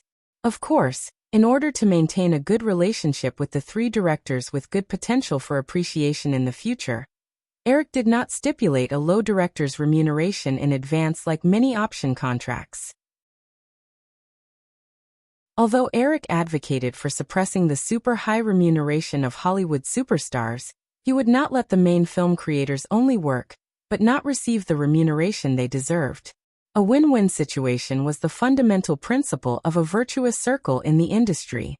The option contract Eric gave was not harsh, and the Wachowskis and Michael Bay signed it without hesitation. Elizabeth thought that Eric was talking about the traditional option contract, so she snorted and said, "I think you're the greedy Jew that Mel Gibson said." Eric did not mind the racial ridicule at all. He shrugged and said, "Who knows? Don't all people in Hollywood want to be Jewish?" As the 2 were chatting, Julia quietly walked over with a plate of cut fruits and placed it on the small round table to Eric's right. She gently pushed Eric to the side and squeezed with Eric to lie down comfortably on the wide beach chair. Elizabeth said unhappily, "Julia, where's my fruit plate?" Julia put her arm around Eric's waist and twisted her body to find a more comfortable position. She felt Eric's heartbeat and the warm sunlight and said lazily, "You can do it yourself. TSK, you're like a cat, and a cat in spring." Julia ignored him. Eric smiled and touched Julia's face that was pressed against his chest. "Kitten meow. Meow. Ugh, you guys are disgusting." Elizabeth made a retching gesture and looked impatiently at the script in Eric's hands. "When are you going to finish reading it? What do you think? You know, I've never been interested in things that I'm not interested in." "Is this script bad?"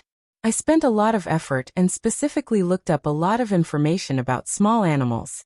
The script in Eric's hands was the one that Elizabeth came up with in a short period of time after they saw a small squirrel in the open-air restaurant that day. It was an idea similar to robbing the nut shop. During this period of time, Elizabeth found a few screenwriters to write the story together. "It's not bad, but it's not eye-catching at all. If you want to read it, I'll get someone to give you a copy of the script that Disney is preparing. I'll show you what imagination is. Elizabeth leaned hard on the recliner and said, since you don't like this story, why did you ask Chris Wedge from Blue Sky Studio to come over? I looked at the resume of that studio. Although they have done some special effects for big-name movies, they have never set foot in the field of animation. They can't be compared to the people from Pixar, right? Eric closed the script in his hands and picked up a piece of apple from the fruit plate to eat. He said, although your story is average, they can use it to practice. They can make a short film to train the team. You might as well give me some of the people from Pixar, just like Disney Animation. Eric shook his head and said, don't think about Pixar. However, I'm not giving this studio to you. We'll split it equally. I've already thought about it. I'll leave 10% of the shares to the management, and Firefly and Fox will each take 45%. You already have 2 animation studios. Eric smiled and said, if it weren't for some of the animation ideas that don't fit Disney's distribution style, I wouldn't mind having another animation studio under Firefly. Wow, you greedy Jew.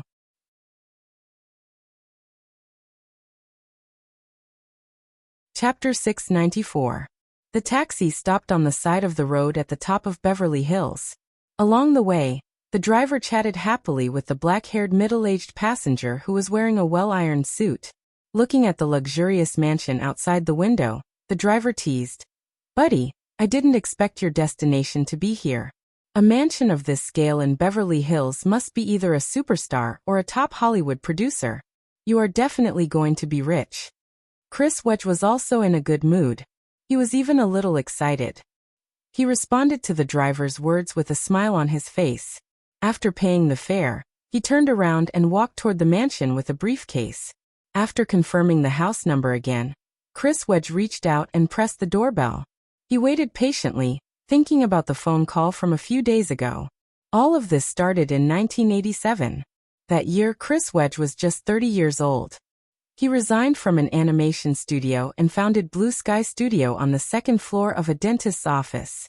After 8 years of development, although Blue Sky Studio was still far from being comparable to the tyrants in the digital field and industrial light and magic industries, it had a small reputation in the film and television special effects industry. It had more than 100 employees, and last year, it also took on a part of the CG special effects production for Game of Bravehearts.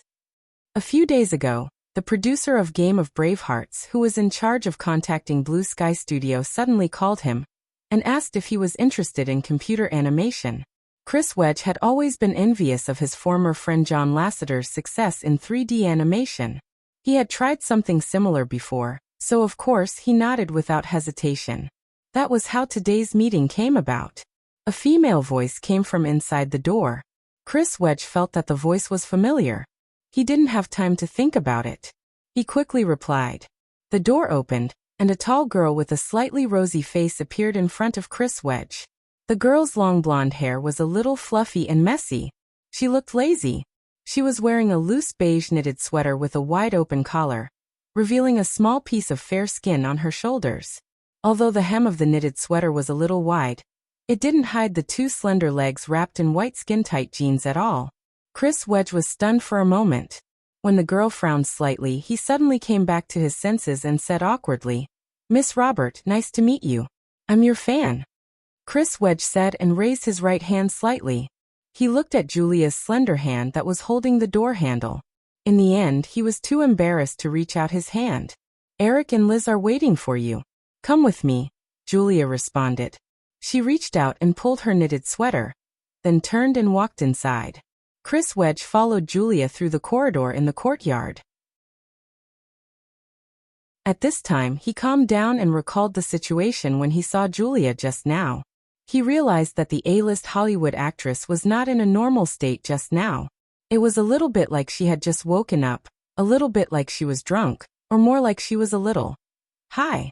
Chris Wedge was sure that he didn't smell the alcohol just now. It was already 4 o'clock in the afternoon. Even the afternoon nap time had long passed, so it was impossible that she had just woken up. Chris Wedge couldn't help but let his imagination run wild. As he walked around the path, he saw two figures standing up and walking towards him from the swimming pool in front of the mansion. Chris Wedge quickly cast those messy thoughts aside. Thinking about these things wouldn't do him any good. It would be even worse if his master guessed his thoughts.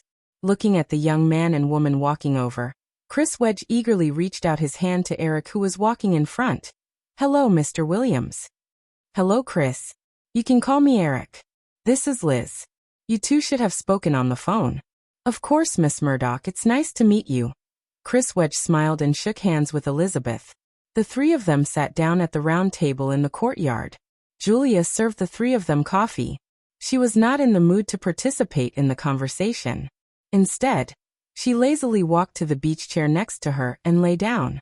She then flipped through a magazine. Although Chris Wedge was a little confused about the relationship between the man and the two women in front of him, he carefully controlled his gaze and tried not to glance at Julia, who was not far away. "You and Liz must have talked about the general situation on the phone. I also saw the special effects you guys did for Alien 3, Brave Game, and other movies. They were very good. I also know that during the production of Brave Game, you tried to invest in an animated short film from Colombia, but it was unsuccessful, right?" Chris Wedge nodded. "Yes, Eric. The studio I worked at in the early years used to do the animation outsourcing project for Disney. I've always been very interested in animated films." Elizabeth asked, "If it was an investment for an animated film, you should have looked for Firefly. Why did you contact Columbia?" Chris Wedge smiled awkwardly and looked at Eric. He did not know how to answer. After Elizabeth said that, she immediately understood. Firefly already had the best 3D animation technology in the industry. Under normal circumstances, they would not be interested in Blue Sky Studio. Eric did not seem to hear Elizabeth's question. He directly talked to Chris Wedge about 3D animated films. Chris Wedge had been well prepared for the past few days. He skillfully responded to Eric's various questions. He even took out a set of pre-prepared storyboards and showed them to Eric. Even though they already had some technical experience, an animation studio still had to start with short animation films. Pixar had accumulated enough experience after continuously producing short films such as Jumping Lights and Tin Soldiers before they started to dabble in animated feature films. Half an hour later, Chris Wedge put away the sketches and said, "Eric, this short film only needs an investment of $3 million USD. As long as we can get the funds, I promise to come up with a work that can prove our ability to control animated films within half a year." Eric shook his head and said, "Chris, I don't plan to invest in Blue Sky Studio." Chris Wedge had a disappointed expression on his face. He thought that the short film script he had carefully prepared was not approved by Eric. However, Eric continued, "I plan to buy Blue Sky Studio." Chris Wedge immediately raised his head. "Eric, you mean buy?" Eric nodded with a smile on his face. "Yes, purchase." Although Chris Wedge was not in the Hollywood circle, he still knew a little about the relationship between Eric and Elizabeth. He had always thought that Fox was definitely more interested in Blue Sky Studio. Even if Fox wanted to buy Blue Sky Studio, it should be Elizabeth who spoke on behalf of Fox. However, after half an hour of communication, Chris Wedge realized that Eric still played a leading role in this matter. This made him feel confused again. At this time, Firefly already owned two animation studios, Pixar and Disney Animation. Even if Firefly wanted to continue to expand in the animation film industry, it should be limited to these two studios. Even though Chris Wedge knew that he would not refuse this acquisition offer, he still asked carefully, "Eric, can I know why?" "Of course," Eric explained. Although the rating of animated films has always been limited to PG-13 because of the audience, Disney still has a lot of creative ideas. But for Disney, there were still many good ideas that did not fit Disney's core values. If these ideas were released by Disney, it would damage Disney's established brand image. Therefore, I plan to take out these ideas and hand them over to an animation studio that is completely independent of Disney's system. Then, I plan to hand them over to other film companies for distribution." Chris Wedge asked, "Aren't there many other film companies under Firefly?" Disney is a very important brand in Firefly's system. If Firefly's other film companies release animated films, The audience will naturally associate it with Disney. What I want is to completely separate them. Chris Wedge nodded and looked at Elizabeth. He said, "So Eric, what are the acquisition conditions? In order to show our sincerity for long-term cooperation, we don't plan to fully acquire them. Firefly and Fox will each pay US $5 million for 45% of Blue Sky Studios shares. You can continue to keep 10% of the shares. In addition, Firefly will support Blue Sky Studio in terms of animation technology. The animated films produced by the studio in the future will be distributed by Fox." The offer price of US $10 million for 90% of the shares was far lower than Chris Wedge's expectations. After all, this studio was his 8 years of hard work. However, Eric's promise to provide technical support to Blue Sky Studio immediately made Chris Wedge less hesitant. After all, the top 3D animation technology in Firefly's hands was not something that could be bought with money. This was the fundamental reason why Firefly was able to monopolize the 3D animation film market in recent years. After thinking for a moment, Chris Wedge nodded decisively and said, "Eric, I agree to this deal." "Very good, I hope we can cooperate happily in the future." Eric stood up and shook hands with Chris Wedge. The two sat down again, and Eric began to talk about his detailed plan. They talked until sunset, and Chris Wedge took the initiative to leave. The specific acquisition contract would be negotiated in more detail in the coming days. After sending Chris Wedge off, the two returned to the swimming pool. Elizabeth looked at Julia, who was still lazily leaning on the beach chair, and said, "Eric, look at her." Chris Wedge just glanced at Julia more than once. I think he must be guessing that Julia seems to be high. If this gets out, it will be big news. Julia suddenly seemed to come alive. She threw the magazine in her hand at Elizabeth and retorted, "You're the one who's high. I'm just a little tired." "Haha, come on, let me check if you're really tired," Elizabeth said and pounced on Julia to grab her waist. However, Julia nimbly raised her foot and kicked her. Splash! Elizabeth was not prepared for this and her body tilted and fell into the pool. "Ah, sob sob." Elizabeth, who was kicked into the pool by Julia, quickly poked her head out and leaned against the side of the pool. She said angrily to Julia, "But I'm not going to live with you anymore, you vicious woman. You murdered your husband." Eric smiled and pulled Elizabeth out of the pool, urging her to change her clothes. He turned around and sat down on the beach chair that Julia was lying on. He reached out and put the girl on his lap. Julia, who had just regained her energy after being teased by Elizabeth, felt Eric's hand movements and softly moaned a few times. She was like a cat that had its bones removed, and quickly returned to her lazy and sleepy state. Elizabeth came back after changing her clothes and wiped her wet hair with a big towel in her hand. She looked at Julia, who was lying on Eric's body. This time, she did not provoke this cat that was about to flip out at any time. She sat down next to him and said, "Eric, you've been talking about ideas for animated movies that don't fit Disney's style of distribution. Do you already have an idea?" Eric picked up the magazine in Julia's hand and casually flipped through it. He said, "I read a completely anti-fairy tale album some time ago. The author is William Steiger. You can start to get the adaptation rights for this album soon." "What? You didn't say it clearly." Eric smiled and said, "You'll know when you buy a copy tomorrow. That album is basically a complete reversal of Disney's fairy tales, but I think it's very interesting. It can be made into a special animated movie, but this animated movie can't be distributed by Disney or any of the film companies under Firefly. Otherwise, the brand image that Disney painstakingly created will be greatly affected. That's why I came up with the idea of forming an animation studio that is separate from Firefly." Elizabeth became interested. "Oh, what's the name of this album?" Eric said Shrek. In the original Spacetime, DreamWorks' Shrek was an animated movie made by Katzenberg after he left Disney in a fit of anger. It could be seen from the quality of the movie that the investment was not high, and the production was very rough. But unexpectedly, this low-budget animated movie that spoofed Disney's fairy tales unexpectedly became a box office hit. It even took the #1 box office in North America that year, and it also revived DreamWorks Animation, which was in imminent danger. Now, Katzenberg did not leave, and DreamWorks Animation had changed. Eric was almost certain that if he did not intervene, an alternative 3D animated movie like Shrek would not even appear in this world again. Recently, in order to find a project for next year's summer for Firefly, Eric had combed through some of the movies in his memory and naturally thought of this. Although Shrek, Ice Age, and other series had achieved box office results that were not inferior to Disney's animation in his previous life, these animated movies had deviated from the core spirit of Disney's animation. Moreover, the market for 3D animated movies was far from saturation.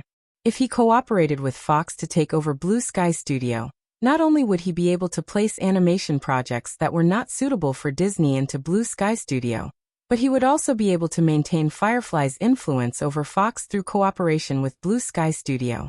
Thinking of this, Eric thought of another matter. He said to Elizabeth, "Liz, there's one more thing. Since you have Blue Sky Studio, are you interested in buying a toy company?" Elizabeth was puzzled. Toy company?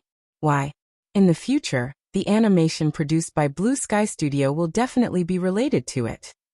Elizabeth stared at Eric for a few seconds, then curled her lips and said, "You're talking nonsense again. Not many people would buy a restaurant just to eat steak, right?" "Okay." Eric smiled and said, "Actually, it's because of the copyright in the hands of this toy company. You know Hasbro, right?" "Transformers," Elizabeth blurted out, but she immediately perked up. "You mean Transformers?" Eric nodded. "You see, when I mention Hasbro, you immediately think of Transformers. This shows how popular this toy series is. If it's developed into a live-action movie, its potential will definitely be limitless." "But we don't have to buy Hasbro. Can't we just buy the copyright of Transformers?" "Of course not. Copyright always has a time limit. Hasbro won't be stupid enough to sell the permanent copyright to you. Therefore, we can only buy Hasbro once and for all. After a few more years of development of special effects technology, I believe that the value of the copyright of Transformers will not be much lower than that of Star Wars." "You're exaggerating. What movie copyright can compare to Star Wars?" Elizabeth almost subconsciously shook her head. The influence of Star Wars was deeply ingrained in the minds of Westerners. Even Julia, who was lying on Eric's lap, shook her head gently. However, Elizabeth quickly reacted. If this sentence was said by anyone else, it would naturally not be credible. However, it was different when it was said by Eric. "Eric, you can't be serious, right?" Eric nodded firmly. "Do I look like I'm joking?" Elizabeth's eyes darted around. "Then why doesn't Firefly buy Hasbro themselves?" Eric shrugged and said, "Firefly is too big of a target. If we make a move, not only will other people jump out to fight for it, Hasbro will also demand an exorbitant price. My plan is similar to Blue Sky Studios. Fox is in the light, Firefly is in the dark. Let's buy Hasbro first, then we'll split it 50-50. How about that?" Elizabeth blinked shrewdly. "What if I don't plan to split it with you?" Eric pretended to be fierce and clenched his fists, cracking his knuckles. "Then I'll have to use force." Elizabeth was not frightened by Eric's actions at all. Julia, on the other hand, affectionately pulled Eric's fist to her cheek and rubbed it. She whispered, "Eric." Elizabeth looked at Julia with an expression as if she could not stand it. "I think you should drag her into the house and beat her up first." Eric helplessly pulled Julia up and gently spanked her butt. "Stop pestering me. Go make dinner." "Okay. What do you want to eat?" "Whatever's in the fridge." Looking at Julia fluttering away, Elizabeth shrugged and returned to the previous topic. Since Eric looked so confident, she no longer doubted him. She asked, "How much does this company cost?" "I've checked. Hasbro's current market value is $2.9 billion US. If it's a friendly acquisition, it should be around $3.5 billion US. Even if it's a hostile acquisition, it shouldn't exceed $4 billion US. Also, I think with Fox's influence, the possibility of a friendly acquisition is still very high. But it's $3 to $4 billion US. Elizabeth wanted to back out again. "Eric, I think we should buy the copyright of Transformers first and try to extend the copyright period. Is 20 years enough?" Eric shook his head and said, Hasbro's operating condition is very stable. In recent years, the net profit has been around $200 million. After the acquisition, with Blue Sky Studios' peripheral licensing and Hasbro's perfect toy production and distribution system, there will definitely be a lot of room for improvement in the future. Coupled with the huge potential of the Transformers copyright, it can be said that Hasbro is a company that is seriously undervalued. After the acquisition, even if we don't develop the film and television rights, we can recover all the investment in 10 years. If it weren't for the fact that Firefly has too many plans to carry out in recent years, I would definitely do it myself. Before Eric's rebirth, the global box office of the first 4 movies in the Transformers series was close to $4 billion, and the peripheral profits generated by the movies were even more immeasurable. In his memory, after Disney took over Pixar, Marvel, and Lucasfilm, they also made an acquisition offer to Hasbro. However, Hasbro's price was too high, and the most important Transformers copyright was also in the hands of Paramount, so the deal was not completed. In recent years, special effects films had become more and more dazzling in Hollywood. Eric believed that someone would soon notice the Transformers copyright. If he did not get it in advance, he would only regret it when the time came. The longest Hollywood copyright authorization was 20 years, but Eric knew that 20 years later, Transformers would still be filming. Even if the production date was brought forward in this time and space, with the popularity of Transformers, the series would definitely exceed that of Harry Potter. Then, 20 years of copyright authorization was far from enough. What's more, Hasbro would definitely not agree to sell Transformers for 20 years. Instead of suddenly encountering the risk of losing control of the copyright when the Transformers series was at its peak in the future, it was better to completely take over the company at this time. The reason why this cake was shared with Fox was that, on the one hand, Firefly already owned Marvel's copyright gold mine, which was enough to develop for decades. There were also many animation and live-action film copyrights that could be developed. Even if they wanted to take all the profits, it was impossible to have enough time and schedule for release. On the other hand, Firefly's own development had reached a limit. Because of the restrictions of anti-monopoly and other factors, Firefly could no longer merge with other film companies with great fanfare. The way of cooperation became the best way for Eric to penetrate into the entire Hollywood system. In this way, while earning profits, Eric could also expand his control over Hollywood step by step.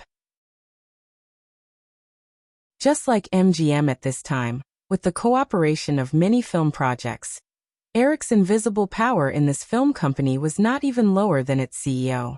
If Eric spoke, MGM's major shareholder, Credit Lyonnais, would definitely not hesitate to replace the person at the helm of MGM.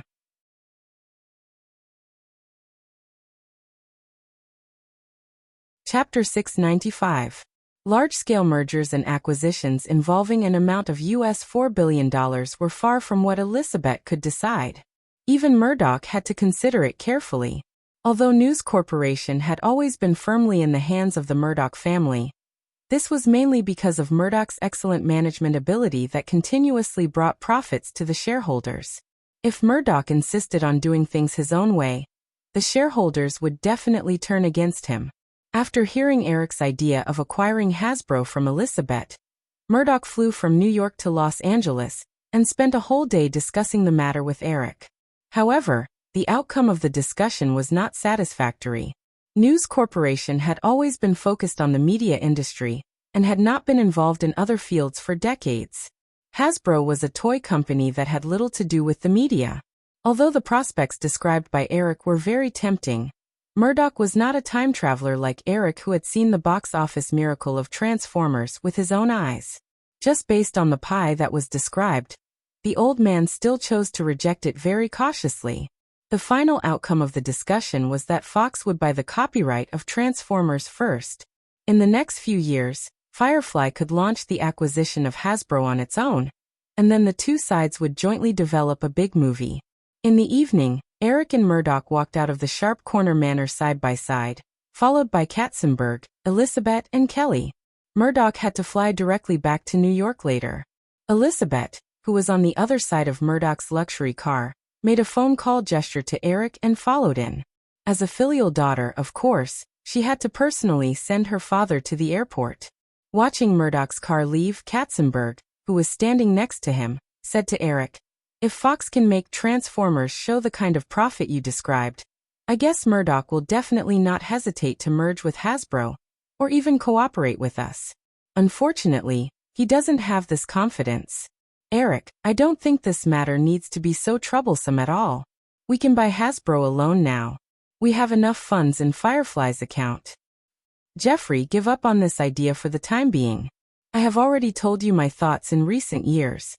Eric shook his head with a smile and said, "Moreover, Firefly is now a giant far ahead of other media groups in Hollywood. We should slow down." Katzenberg didn't seem to be arguing with Eric. He knew that it was time for Firefly to slow down. In recent days, Firefly's 1994 annual financial report was released. Firefly's film, TV peripherals, theme parks, and other business sectors had achieved a huge operating income of $18.7 billion US. Although it was regrettable that it did not exceed $20 billion US, it had already stunned many people. At the same time, the group's annual net profit was $1.67 billion US. The two figures had increased by 62% and 40% respectively compared to 1993. This was mainly due to the acquisition of ABC TV last year, which had increased Firefly's operating income by $7.5 billion US. After the acquisition of ABC, after nearly a year of business integration and redundancy, Firefly estimated that the 1995 annual revenue and net profit would exceed $20 billion US and $2 billion US, respectively. Such strong revenue and profitability had left the other competitors in Hollywood far behind. The most obvious comparison was Time Warner, who had been steadily suppressing Firefly a few years ago. Although Time Warner had been secretive about their financial information for 1994, Eric had already seen the relevant information at the first instance. In 1994, Time Warner's film business only brought in $3 billion US of revenue for the group, which was a 40% decrease compared to 1993. Warner Bros. Entertainment's highest-grossing film, The Ultimate Witness, only earned $105 million US, which was far lower than Firefly's North American box office, The Lion King, which grossed $310 million US. Its global box office share was also far from Firefly's. Dragged down by the sluggish film business, the entire Time Warner Group's 1994 annual revenue was only $8.3 billion US, far surpassed by Firefly by a whole $10.4 billion US. Furthermore, compared to Steve Roth, Firefly had always maintained a stable business. Last year, Time Warner had its first loss in recent years. Although the amount of loss was only $91 million US, which was not worth mentioning compared to the $8.3 billion US in revenue, it was already a very dangerous signal, indicating that the loss of Steve Roth was imminent. Time Warner had already begun to decline. Other than Time Warner, Paramount's parent company, Viacom, Fox's parent company, News Corporation, and Universal's parent company, MCA, were far from comparable to Firefly. Columbia's parent company, Sony, was much stronger than Firefly, but after Columbia's $2.1 billion US asset write-down at the end of last year, the market value of Columbia Pictures had already fallen below $3 billion US, which was not even one-tenth of Firefly's valuation by the media. As for MGM, it was even less of a presence. It could be said that Firefly was completely at the top of Hollywood at this time.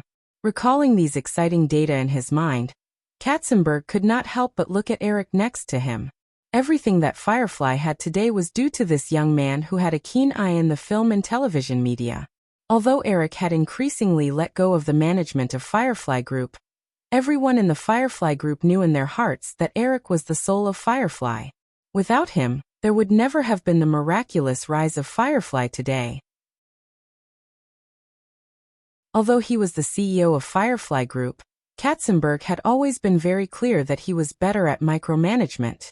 He was definitely not as good as Eric in terms of judgment and control in the general direction of the group's development. Whether it was the acquisition of Disney or the merger of ABC last year, Eric's crazy acquisition moves had been questioned. Many people speculated that Firefly, which had a shallow foundation, might collapse because of this overly violent expansion. But in the end, Firefly not only swallowed these two industry giants, but also successfully integrated these two companies into Firefly's system. At this time, Eric made the decision to suspend expansion not only because his investment in the internet and other high-tech industries had absorbed a large amount of funds from Firefly Group. Although two large mergers and acquisitions were successfully completed and initially digested, the two large-scale mergers still caused some problems within Firefly that would take several years to solve. The reason why these problems did not erupt was entirely because Firefly's strong profitability temporarily offset all kinds of contradictions. After Murdoch left, Katzenberg was not in a hurry to leave. Instead, he returned to the villa with Eric and talked about the recent headache-inducing matter within ABC. After the 3 hours of prime time from 8 to 11 o'clock, NBC and CBS both have late-night talk shows. The Tonight Show with Leno brings in $150 million a year in profits.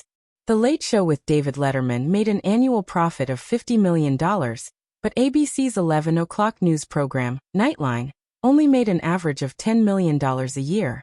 We used to have no good options, but lately David? Letterman's contract with CBS was about to expire, and Robert suggested that he be poached to ABC. Letterman was also very tempted by this suggestion. Our primetime program's viewership is very strong, and it can play a very good role in guiding his talk show. But as soon as Robert made the suggestion, David Cameron, the president of the news division, said, "What?" Weston barged into his office and quarreled with him. The two of them almost fought.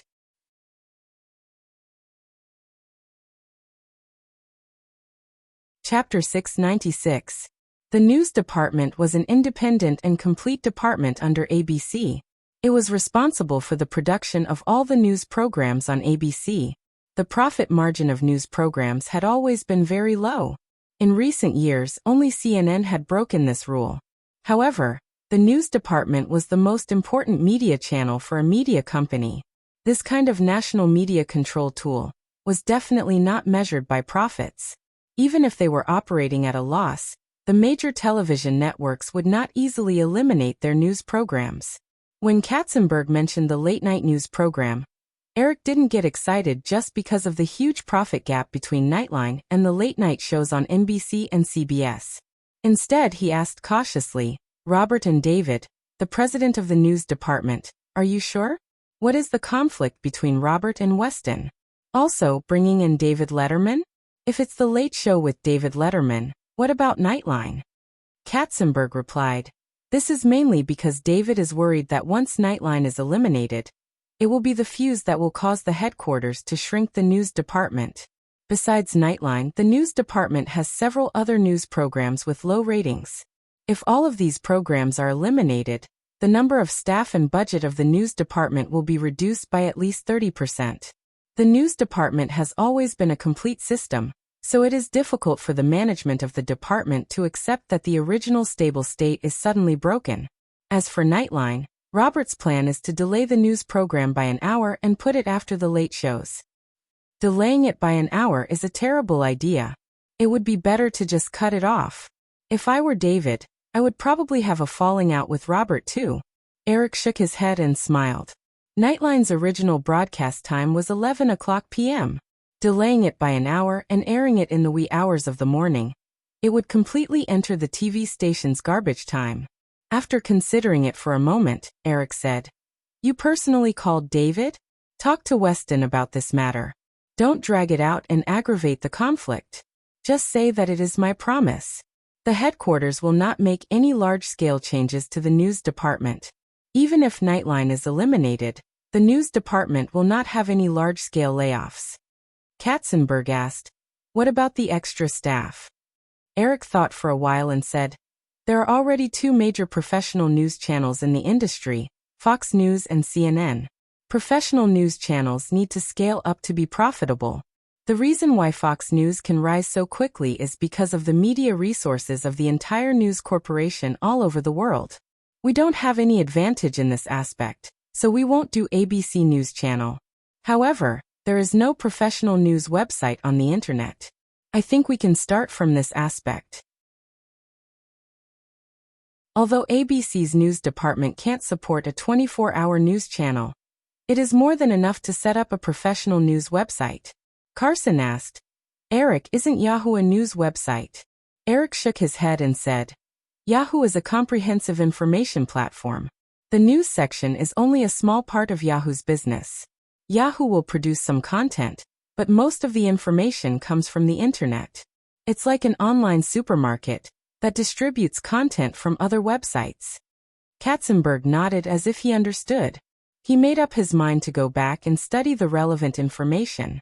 Eric said again, the internet is likely to be the main media channel in the future. Let David Weston pay attention to this matter. Weston took this matter seriously.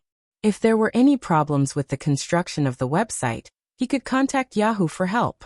Back then, when Ted Turner's CNN was founded, many people thought that CNN didn't have any profit prospects at all.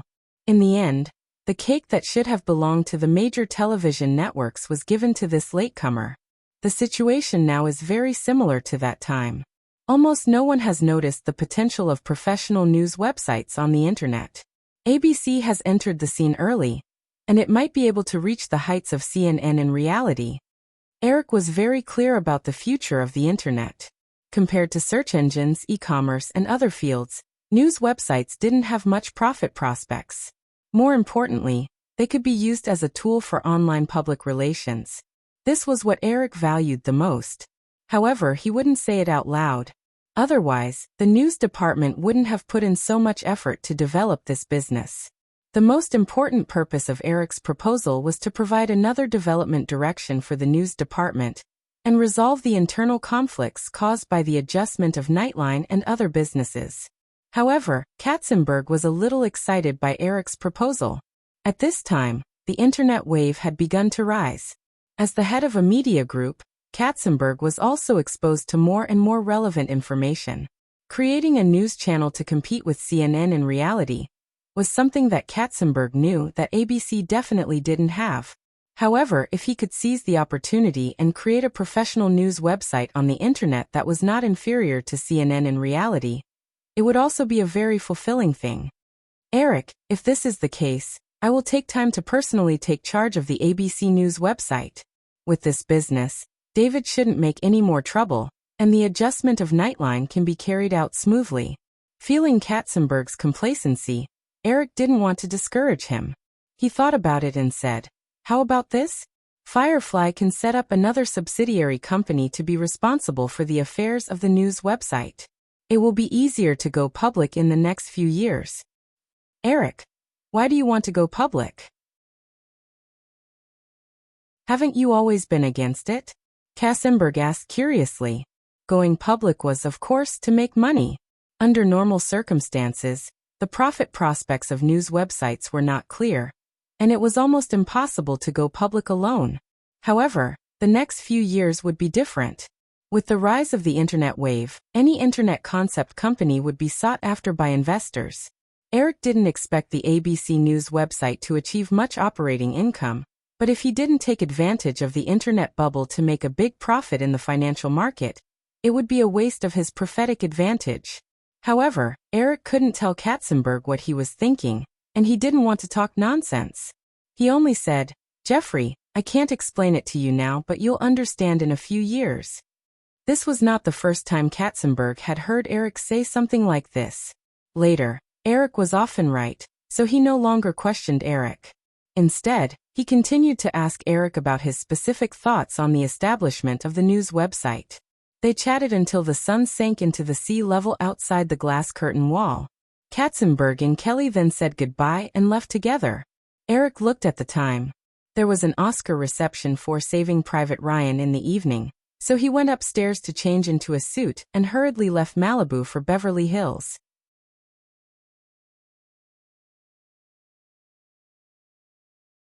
Chapter 697. The venue of the PR reception was in the luxury area in the northwest of the Hollywood Open Air Theater in Beverly Hills. Eric had just arrived outside a mansion when he saw the familiar white BMW sedan in front of him. Bigelow had just handed the car keys to the valet, and was about to walk into the mansion when he saw the black Rolls-Royce driving over. He glanced at it subconsciously. Eric rolled down the window and waved outside. Catherine smiled and nodded. She stopped and waited for Eric to get out of the car. "Carter, you can get off work now. You don't have to wait for me here," Eric said to the driver before getting out of the car. He then got out of the car with a box. Catherine stepped forward and hugged Eric gently. When she saw Eric's car leave directly, a trace of doubt flashed through her eyes, but she did not say anything. She just looked curiously at the square box in Eric's hand. "Do I have to bring a gift? That's bad. I thought I didn't need it, so I didn't bring it." "Of course not." Eric shook his head and looked Catherine up and down. The last time they met was last year during the project discussion on Band of Brothers. Unfortunately, because the project budget of Band of Brothers was too high and the theme was not suitable for a public television station like ABC, most of the executives opposed it in the end. Eric did not insist and could only put it aside for the time being. Because he had been too busy in the past few months, he had only spoken to Catherine occasionally on the phone. After not seeing her for a few months, Catherine still did not change at all. She was wearing a simple black corset dress, black high heels, and a simple red string around her wrist. Just by standing there, she still gave off a quiet and restrained feeling. Catherine felt the change in Eric's eyes. Although they had not seen each other for a long time, after experiencing it so many times, it had almost become a conditioned reflex. She subconsciously wanted to take a defensive posture. However, Catherine quickly noticed that Eric's eyes did not have the aggressive look that she remembered deeply. She relaxed a little, but she inexplicably felt a faint sense of loss. Such an outstanding man like him. What kind of woman can't he find? He must have already. Such a thought involuntarily popped up in her mind, but halfway through, she quickly extinguished it completely. A trace of imperceptible panic flashed across her face, and her eyes dodged as she said to Eric, "Let's go in." Eric raised the box in his hand. "Don't you want to know what's inside?" "What is it?" "I'll tell you after the banquet, but I can reveal some things first. This is a gift for you." "Gift?" Catherine paused and looked at Eric. "A gift for me?" Eric just smiled faintly and raised his arm slightly. "All right, let me keep you in suspense. Let's go in." Catherine looked at Eric's raised arm and hesitated whether she should do anything. "Don't tell me you won't even give me this much face? I'm a man. It hurts my self-esteem." In the end, Catherine reached out to hold Eric, but she seemed to be unwilling to give up and added in a low voice, "Little man." After Catherine finished speaking, she couldn't help but chuckle. She felt as if she had returned to a few years ago when the two of them got along in the 60 Soho Hotel in Manhattan. Then Catherine thought of the white scarf. It turned out that he had already given her a gift. That scarf was still quietly placed in her closet at this time. Occasionally, when she went to some cold places, she would take it with her. However, she rarely realized that it was a gift from someone, as if it had become an inconspicuous part of her life. Eric felt the woman leaning slightly on his body relax, and joked. "You know, Catherine, in some stories, the woman who often calls a man beside her little man often ends up in a miserable state." Catherine's character determined that she wouldn't be interested in certain types of movies and literature. When she heard Eric's words, she asked seriously, "Miserable, why?" Eric felt the woman's somewhat naive gaze and coughed dryly. He didn't answer directly, but nodded again and said with certainty, "Yes, very miserable." Perhaps because Eric's expression was too serious, Catherine didn't think about it at all. She just curled her lips and said, "I don't know what you're talking about. Male chauvinist." The people in the villa received the notice and came out to greet them. Eric and Catherine stopped chatting and focused on dealing with these people. However, it was mainly Eric who brought Catherine to socialize. Catherine had no experience in such gatherings. When she was surrounded by too many people, she would even show an expression of discomfort. This cocktail party was arranged by Eric and Francis Coppola. Coppola had contacted him, and through many collaborations, Eric's relationship with the Coppola family had always been quite good. Since it was a public relations cocktail party, it naturally couldn't be held with great fanfare. The mansion on the mountainside was scattered inside and outside. and there were only about 20 guests. Many of them were middle-aged and elderly people similar to Coppola's age. The aging of the Oscar jury was already a well-known fact. Of course, the guests weren't all directors, actors, producers, and Hollywood outsiders. There was no music in the hall, and there weren't many waiters shuttling back and forth. There were a few long tables on the lawn filled with buffet food and drinks. Everyone gathered in small groups and chatted in low voices. Since they had agreed to come, it was equivalent to making some implicit promises, so there weren't many people who directly talked about the Oscars. Eric brought Catherine to socialize in the crowd and came to the long table on the lawn, intending to take some food and rest for a while. Just as they were chatting in low voices, Coppola came over with a bearded middle-aged man in his 50s. "Eric, Catherine, let me introduce you. This is Terrence Malick. Merrick, Tyrone, this is Eric, and this is Catherine." "Hello, Mr. Malick. You can call me Eric." Eric raised his eyebrows slightly and shook hands with him calmly. After they greeted each other, Coppola pointed to the round table next to the mansion's pool and said, "Eric, shall we talk over there?" "Of course." Eric smiled and nodded. He couldn't help but look at Terrence Malick again. Malick had a vague guess in his heart. Terrence Malick? Malick used to be one of the famous directors in the 1970s. His Day in Paradise won the Best Director award at the Cannes Film Festival. However, after Day in Heaven, Malick suddenly retired for some unknown reason. It had been almost 20 years since then. In the original Spacetime, Terrence Malick? He would return in 1998 and direct a war film released in the same year as Saving Private Ryan. There were two common translations of the war film's title. The more artistic one was called The Thin Red Line. The more popular one was called Red Alert.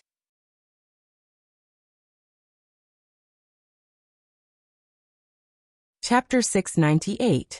The four of them sat around a round table, and Coppola said to Eric and Catherine, "It's like this. Tyrone has been preparing a James Jones movie all these years. The script has been written for a World War II movie based on Jones' novel, but he hasn't been able to find a suitable director. Because I filmed Apocalypse Now, he still hopes that I can direct, but I don't have enough energy to deal with this kind of war movie. After watching Saving Private Ryan, Tyrone thinks that maybe Ms. Bigelow can give it a try." Eric and Catherine were interested in James. Jones was no stranger to them. James Jones used to be the screenwriter of another classic film about the Normandy landing, The Longest Day. In order to prepare for Saving Private Ryan, the two of them found this film and watched it together. Hearing what Coppola said, Eric was basically certain that Tyrone Malick was working on. The movie that Malick was preparing was Red Alert in his memory. In the original Spacetime, Red Alert was only released in 1998. Eric guessed that it should be Terrence. Malick had not been able to find a suitable director, so he had no choice but to do it himself. Moreover, not only was Red Alert released in the same year as Saving Private Ryan, but it was also in the running for the 1999 Oscars. Unfortunately, there was no clear winner between the two films. Both films lost to the Weinstein brothers' Shakespeare's Love, which was the pinnacle of Oscar publicity. Catherine heard Coppola's introduction and turned to Tyrone Malick. Malick said, "Tyrone, can you give us a brief introduction of this script?" Of course, James Jones. Although Jones' original novel is not an autobiography, it is basically based on his experience when he was serving in the Guadalcanal Island in the South Pacific. You can read the original novel later, because I've made major changes to the plot of the original novel. Compared to Saving Private Ryan, which explores the value of war, my script hopes to analyze the impact of cruel war on human nature. The story mainly revolves around a unit called Charlie Infantry Company. Eric felt that Catherine's attention was getting more and more focused. She quickly ignored him and Coppola and talked to Tyrone Malick as if no one else was around. Malick discussed it in detail, and he knew that the woman was fascinated. The impact of war on human nature. What a philosophical proposition. It was simply the favorite of a certain artistic young woman. He exchanged glances with Coppola, and both of them smiled. They did not disturb them, and instead quietly and patiently listened to their conversation. After a full half an hour, the discussion finally ended. Catherine turned her head with great interest and asked, Eric, what do you think of this story? Yes, the story is great. Firefly is very willing to invest in it. Tyrone, have you made a rough budget? As soon as Eric finished his words, Catherine glared at him. She had hoped that Eric would talk about the script, but she didn't expect that this hateful man would directly ask how much the film would cost. What a killjoy! Eric felt a little helpless. He thought to himself, "Sister, you're a deity. You don't need to live, but I'm a businessman." Terrence? Malik, on the other hand, didn't share Catherine's dissatisfaction. When he heard that Eric was willing to invest, he was already very satisfied. They had been preparing for this project for so many years. They had contacted several film companies, but they had all rejected the project because of the high risk. Sometimes, Malik almost wanted to give up. Eric, the film's investment is about $50 million. I've shown the script to some famous actors, and many of them are very interested in it. Sean and John Pan? Travolta has given an accurate promise. As long as they can get the investment, they are willing to join the film. Sean and John Pan? Travolta was now an A-list superstar. If the two of them could join the film's box office would be guaranteed. Was this also Terrence? Malik's motive for revealing this information? Eric knew that in fact the original cast of Red Alert was even more glamorous than Sean and John Pan. Sean and John Pan? Travolta and George? Clooney John? Cusack Woody? Hudson Adrian? Brody and other Hollywood stars. Although history had changed, Eric believed that as long as Catherine could successfully win the Oscar for Best Director this time, although the $50 million cost was a little expensive compared to the film's box office potential, with the support of the new Oscar for Best Director and the halo of famous actors, the film would not have a problem recovering the cost and turning a profit through various channels. Terrence? Malik thought that Eric was hesitating. He also knew that a $50 million investment was already considered a big production, but the story did not have many commercial selling points. He thought for a while and said, "Eric, if you think the risk is too high, Firefly only needs to invest $25 million and agree to distribute the film. I can find another $25 million investment." That's not necessary. Eric quickly made up his mind. The film's investment was high, but there was not much pressure to recover the cost. Firefly could not always invest in commercial films. It was necessary to make some high-class award-winning films. He said, "Firefly can bear all the investment, but I have a condition. Terrence, I hope that in addition to being the scriptwriter, you can also be the film's producer." The former best director of Kim was coming back after 20 years. This was also a very important publicity stunt during the film's release.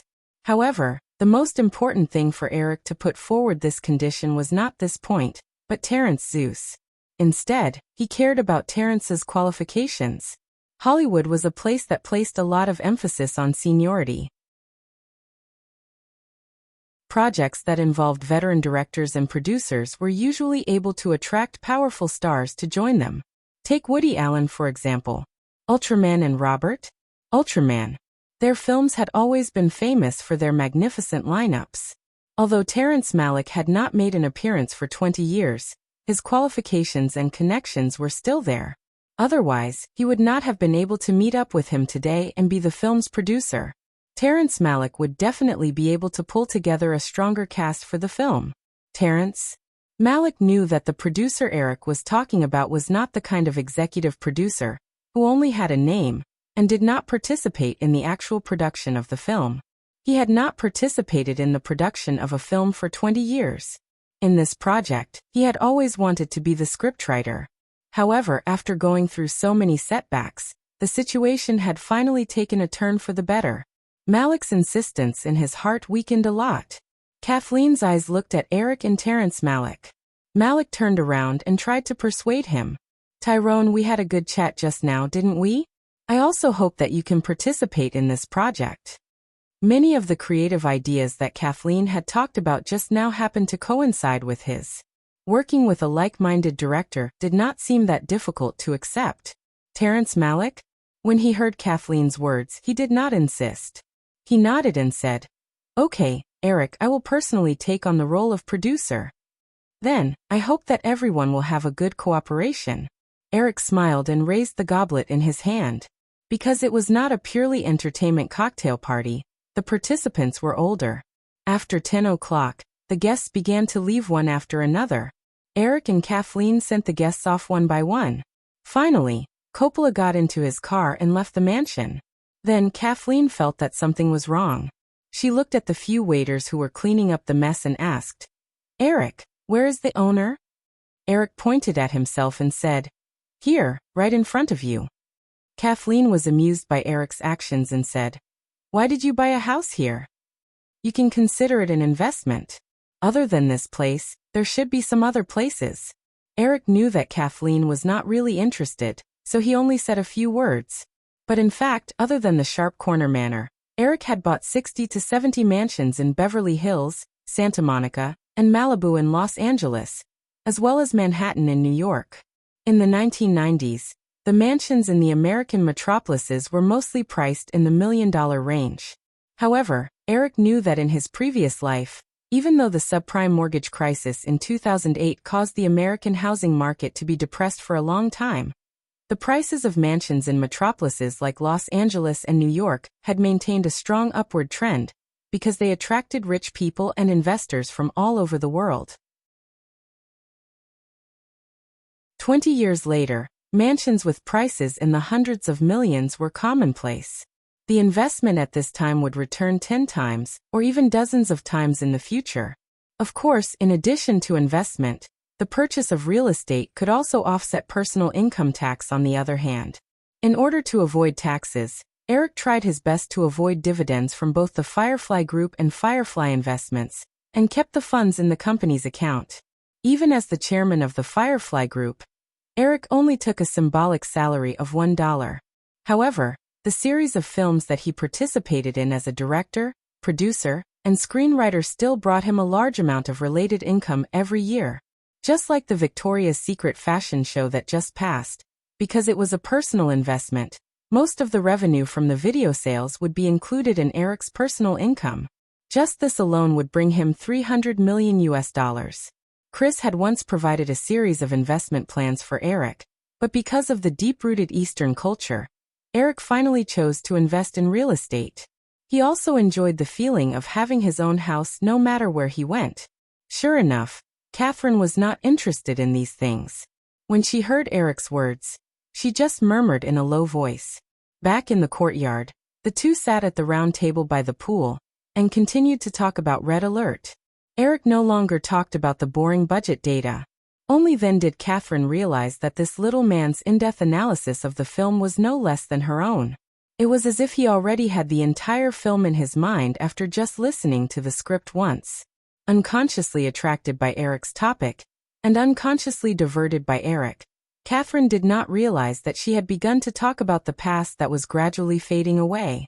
When she was a child, her father, who wanted to be a cartoonist, taught her to draw with paint and became interested in painting. Later on, her experience of studying at the San Francisco Art Institute and working, living, and studying in New York for 10 years. She became interested in movies and began to shoot short films, and then, memories were often the best thing to open a person's heart.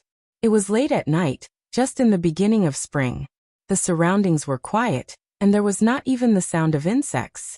The orange lights in the mansion's courtyard seemed to be more and more mysterious.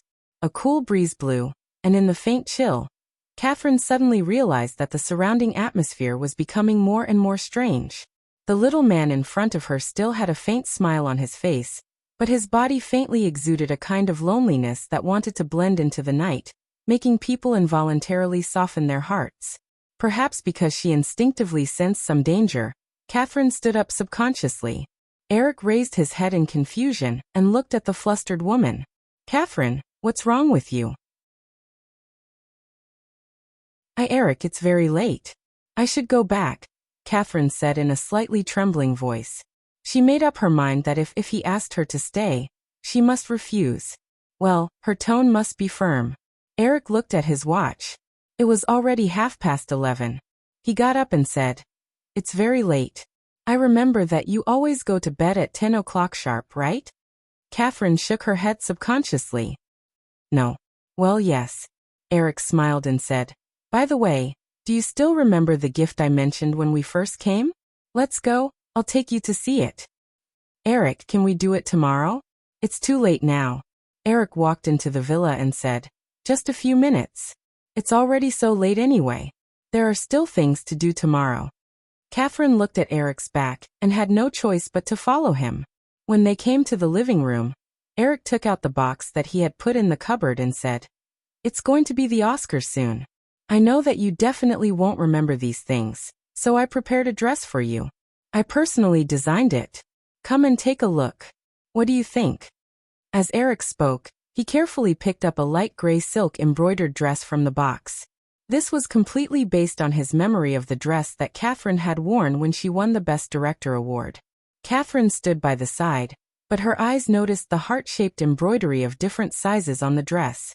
She panicked again and said, Eric, my agent said that he has already contacted a dress sponsor for me. I'll go and try it on in 2 days. Oh, then try this on first. You can wear whichever one you think is prettier. Then I'll bring it back. If it doesn't fit, it needs to be modified as soon as possible. Just try it on here. I also want to see the effect. Eric looked at the woman's hesitant look and smiled innocently. You can't not even give me this much face, right? This is my painstaking effort. Then okay. Catherine's tone softened again. She held the box that Eric handed over and followed his guidance into a room next door. After dawdling for a while, the woman, who had changed into the dress, carefully walked out with the hem of her dress. She didn't know when the music started playing in the living room. The sound was very low, but Catherine could clearly hear that it was the song, Young and Beautiful. The innocent and desolate singing made people want to throw everything away and lose themselves to the fullest. Although there was an image in his memory, Eric still had a strong sense of amazement when he saw the woman walking out in the dress. Catherine's tall figure was almost a perfect interpretation of the golden ratio. Her beautiful face, which had no traces of age, was still faintly blushing. Seeing Eric get up and walk over to her and reach out to her, Catherine unconsciously threw away the hem of her dress and put her right hand on it. Then the woman felt in a daze that she was pulled into Eric's arms and moved gently to the music. The music was played several times. Catherine gently knocked her chin on Eric's shoulder and whispered in his ear, Eric. The little man's voice also sounded in her ear. I haven't decided yet. I don't want to be tricked into bed by you like this. I want to go home. The woman's voice trembled slightly. There was no trace of her previous competence and strength. She was more like a small beast that had fallen into a trap, pitifully begging the hunter to let it go. Eric's heart suddenly softened. He whispered, Okay, I'll take you home. I don't need you to take me home. I have a car. Okay. Eric loosened the woman's waist and said, The dress definitely doesn't need to be changed. Go and change first. You can't drive in this dress. A few minutes later, Eric stood under the light yellow street lamp outside the mansion, watching the white car gradually disappear into the distance. Catherine drove the poor BMW with an imposing manner that made it look like the car was fleeing in panic. Eric smiled and sighed softly. He didn't know what he was feeling now. It was past 12 o'clock. In addition to the dim street lamps, there were only a few lights on the street in the residential area. Turning his head to look at the gate, although the villa had all the living facilities, Eric didn't want to live here alone. Inexplicably, he suddenly looked forward to a lively environment, so he thought of the little girl who was always lively. He picked up the phone and dialed a number. After a few beeps, although there were 2 microphones in between, a lively atmosphere came to his face. The little girl still didn't rest. Although it was already early in the morning, she was still at a party somewhere. Eric, it's so late. Why are you still calling me? The girl's tone was a little guilty. The background sound was getting lower and lower, and soon disappeared. Eric knew that the girl must have hidden somewhere quiet. With a doting smile on his face, he scolded. It's so late, and you're still crazy. Be careful that you'll have dark circles tomorrow. I won't. I'm just happy today. Hee. What can I do for you?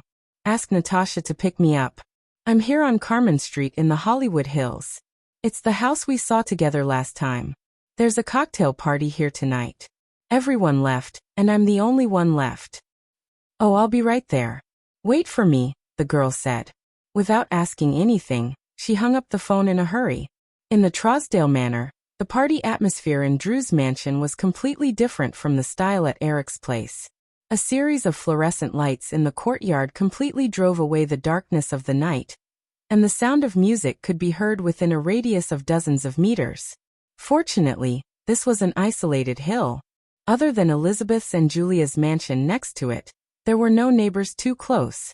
Elizabeth's and Julia's mansion had not been sold. It had been empty all this time, so no one had reported it for disturbing the residents. Because Eric didn't like other men appearing in this mansion, this girl would only invite a group of her best friends when she held a party in her own house.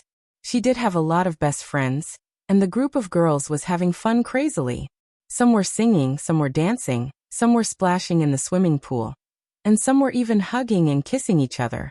If a man appeared here, he would definitely have a nosebleed. When Natasha passed the ringing cordless phone to the girl, she was being chatted by Gwyneth Palpatine. Although they were both Spielberg's goddaughters, Paltrow's status as a servant girl was far from being reliant on Spielberg. Gwyneth, on the other hand, was different. However, as for Gwyneth Palpatine, she had some thoughts and kept in close contact with the girl. Seeing Drew holding the cordless phone and hurrying away with a happy and flustered expression, Gwyneth Palpatine immediately knew who the person was. Paltrow was smart enough to realize who the caller was. His eyes flashed, and he followed him without leaving a trace. Seeing Drew go into a room, Gwyneth Palpatine came out of the room.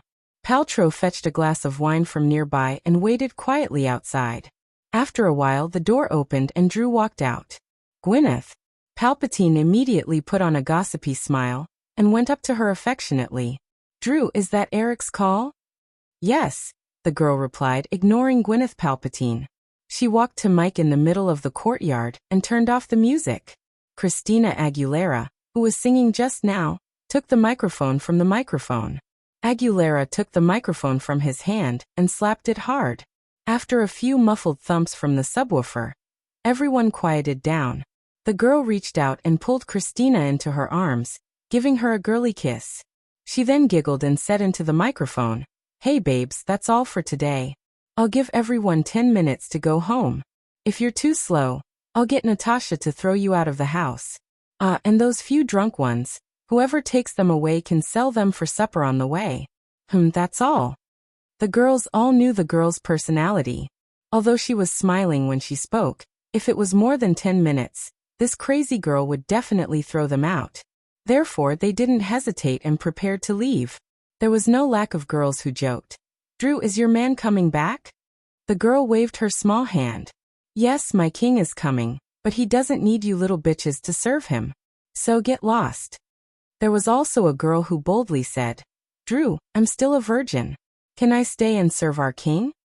"Get lost, I'll break it for you with a beer bottle tomorrow. It's already been 2 minutes, 8 more minutes." Another girl said in a sweet voice, "I really want to be thrown by Natasha. They look very strong." "You damned girl, I'll get Natasha to break your leg before throwing you out. Do you want it?" "Drew, you're so violent." After only 5 minutes of such a commotion, the group of girls had basically dispersed. The little girl personally stuffed Christina, who was not yet old enough to drive, into a sports car and watched them leave. After checking inside and out to make sure that no one was left behind, she ordered 2 maids to clean up as soon as possible before leaving with the twins in a hurry.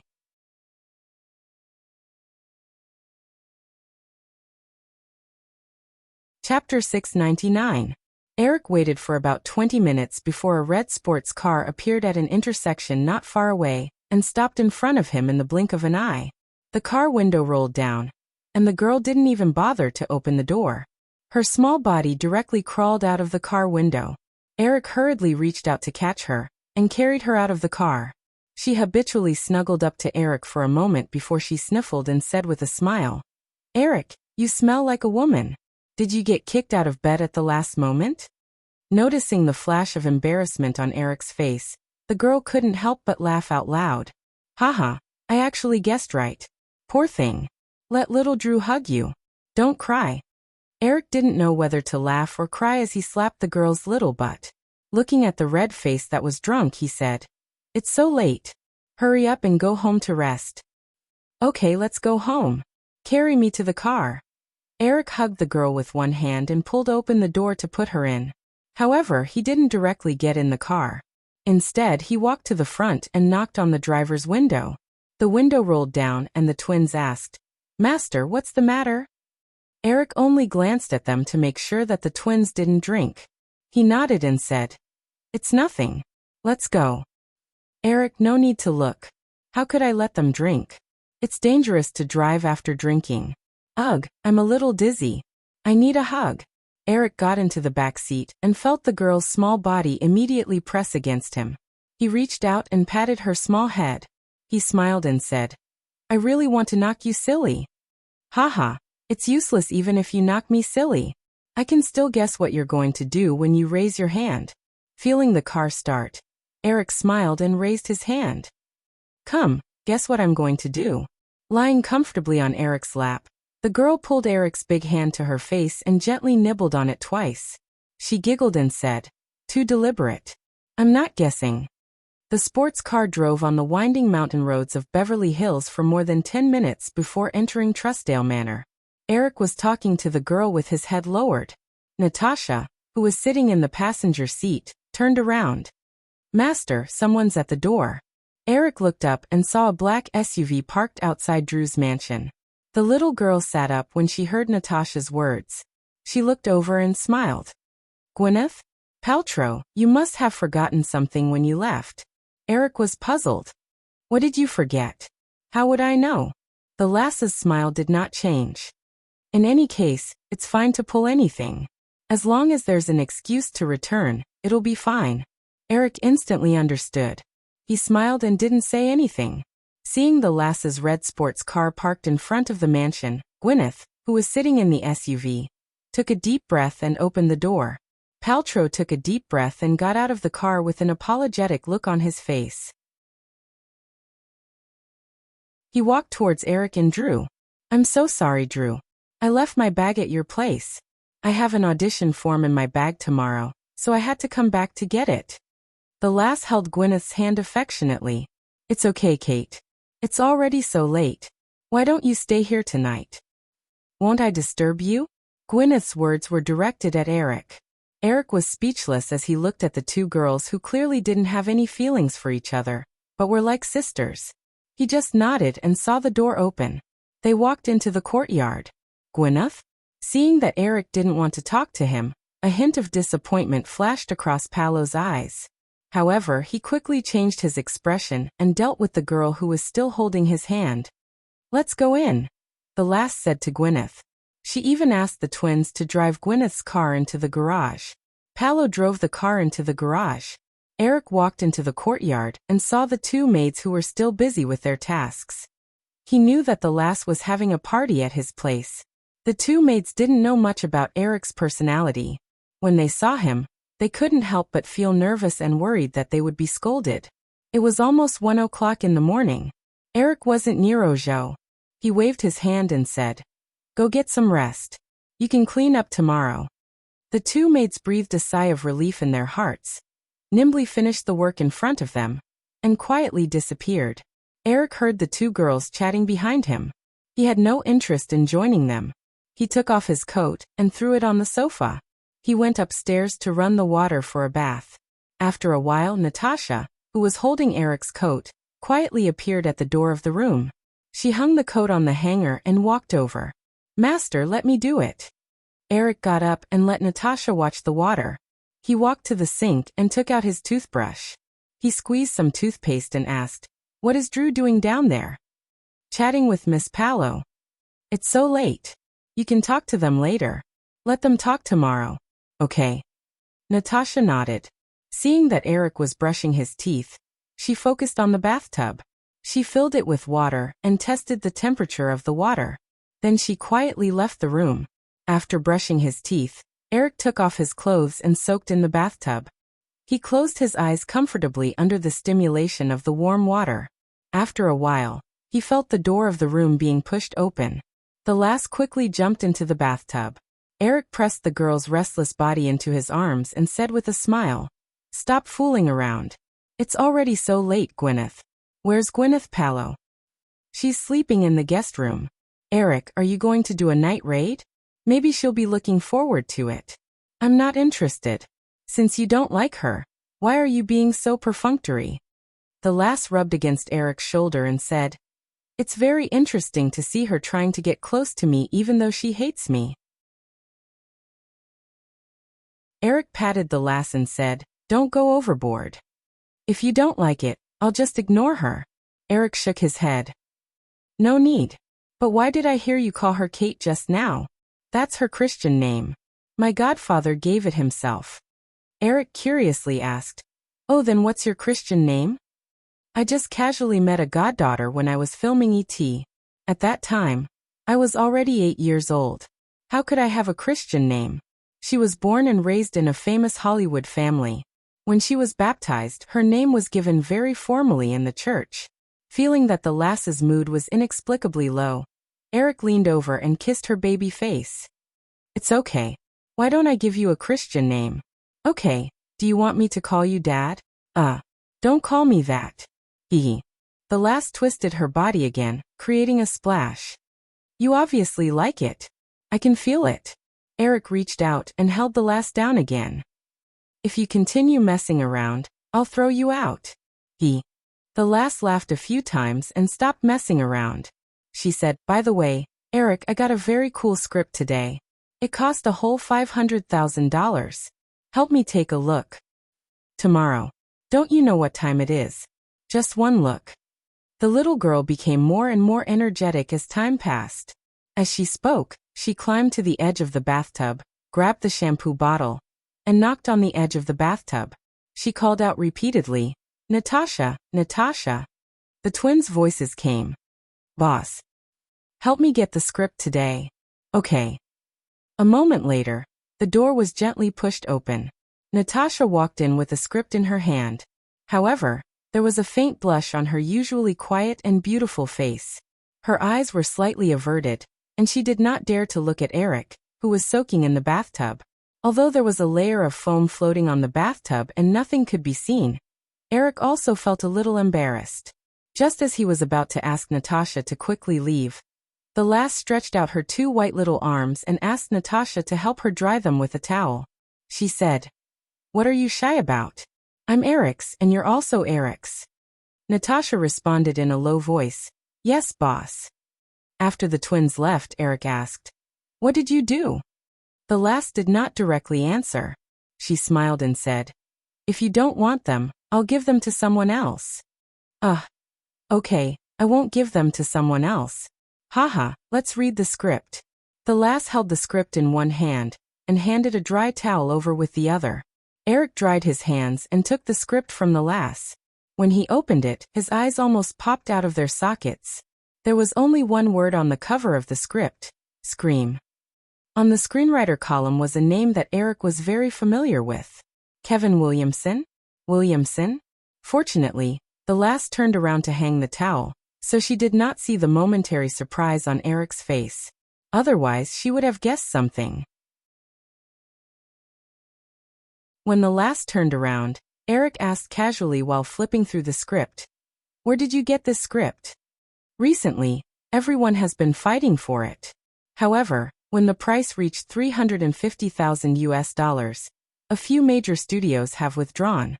Only a few independent production companies are still competing. I think this script is very cool, so I directly bid $500,000 to get it. A script by a famous Hollywood screenwriter could be sold for $2 to $5 million. However, due to the box office potential, the price of a horror film script was usually not too high. Although Scream was a box office hit in the original space-time, just based on the current situation, the asking price of $500,000 was a little high.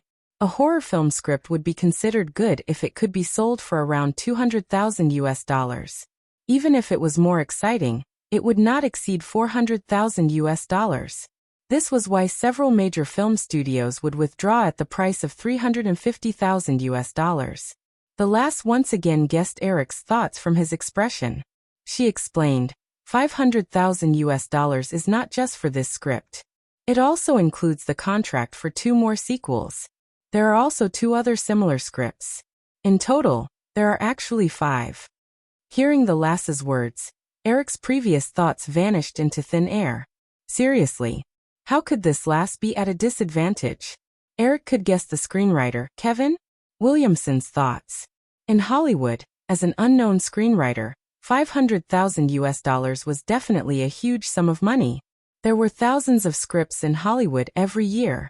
Many screenwriters often fell silent after 1 or 2 works. They might not be able to earn $500,000 in their lifetime. Kevin Williamson must also be thinking of getting more from this script. However, $500,000 for 5 films. When Scream was a box office hit, Kevin Williamson would definitely regret it in the future.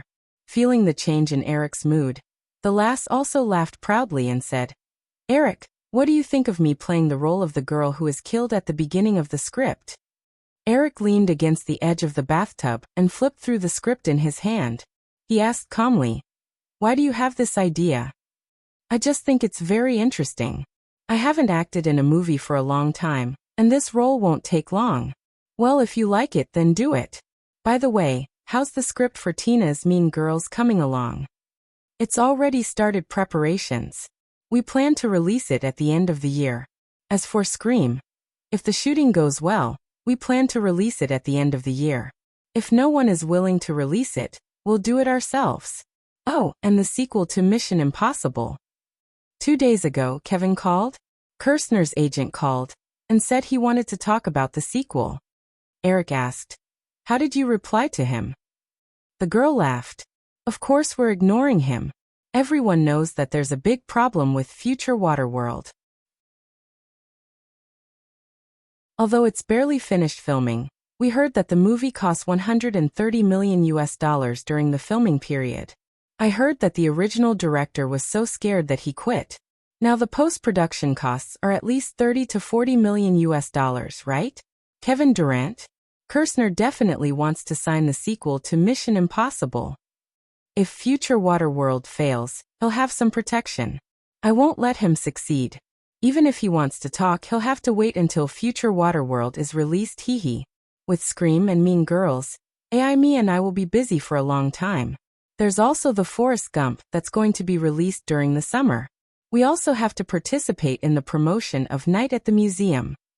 There are too many things to do. Warner Brothers was forced to take on Kevin because of the collective strike of the big-name actors last year. The future Waterworld that Kirshner had been preparing for would definitely be regretting it now. The final production cost was $170 million, and the promotion cost was at least another $30 million.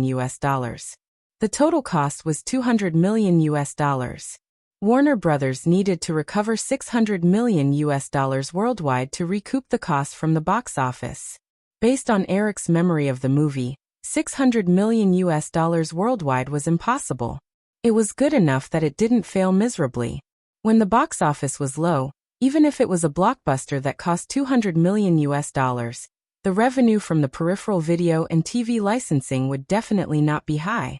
It was almost certain that Warner Brothers would suffer a huge loss on the movie. Eric couldn't help but think of Warner Brothers' summer release list this year. In addition to future Waterworld, there were also Batman Forever, Thief of Fire, Fair Game, and Secret Order of Evaporation. Apart from Batman Forever, Eric didn't remember any of the other movies selling well worldwide, at least in terms of box office. However, the cost of each of these 5 movies was higher than the last. Putting aside the $170 million cost of future Waterworld, Batman Forever cost $120 million because of the cast of stars. Secret Order of Evaporation was also paid a huge amount by Arnold Schwarzenegger. Schwarzenegger's high salary was also $100 million, and Thief of Fire was $70 million. Fair Game, which was accidentally messed up by Eric last year, had the lowest production cost, but it was still $50 million. From Eric's point of view, these films were definitely not worth the high production costs. Although Time Warner's film business revenue would be greatly increased due to the continuous bombardment of the 5 summer blockbusters, in terms of profits, Eric was almost certain that compared to last year's loss of only $91 million, Time Warner's loss this year would definitely be greatly increased. Semmel's life would become more and more difficult.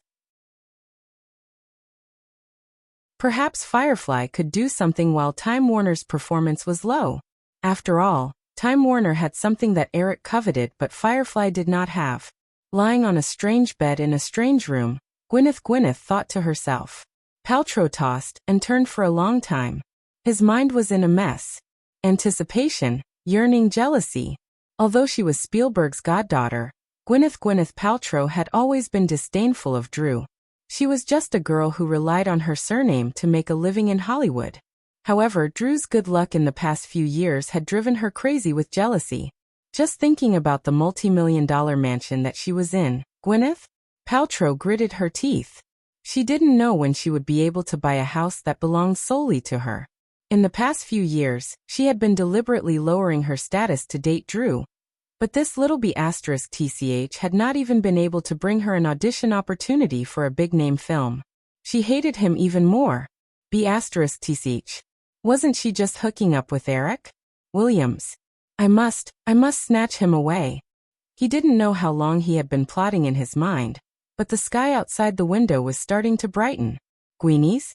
Only then did Paltrow fall into a deep sleep. When he opened his eyes again, the sunlight had already filled half of the bedroom. In a daze, she picked up her watch and looked at it. It was 9:30. Gwyneth Paltrow suddenly sat up and hurriedly washed up. He sat in front of the dressing table and carefully dressed himself. He silently prayed a few times in his heart that he hadn't left yet. Otherwise, he didn't know when they would meet again. That little B*TCH had never taken the initiative to introduce Eric to them. Williams. Some girls had begged her many times to take them to the Sharp Corner Manor, but they had all failed. She dressed up carefully. Gwyneth Paltrow walked out of the guest room. There were no traces of the party last night inside or outside the villa. It even seemed empty. She walked all the way to the living room. Paltrow didn't meet anyone. Just as she was about to go out, she saw one of the twins coming down with a few clothes. Seeing her, they stopped and greeted her politely. Although she was a little jealous of the twins' flawless faces, Gwyneth Paltrow still asked calmly, "Natasha, where is Mr. Williams?" "Miss Paltrow, master is outside." Gwyneth Paltrow was stunned. She asked hesitantly, "You called him master?" The twins nodded. Their expressions didn't change. They asked, "Miss Paltrow, do you want breakfast?" Help me prepare a fruit salad with some honey and a glass of milk. Heat it up a little. 40 degrees would be best. Oh, and send it outside later.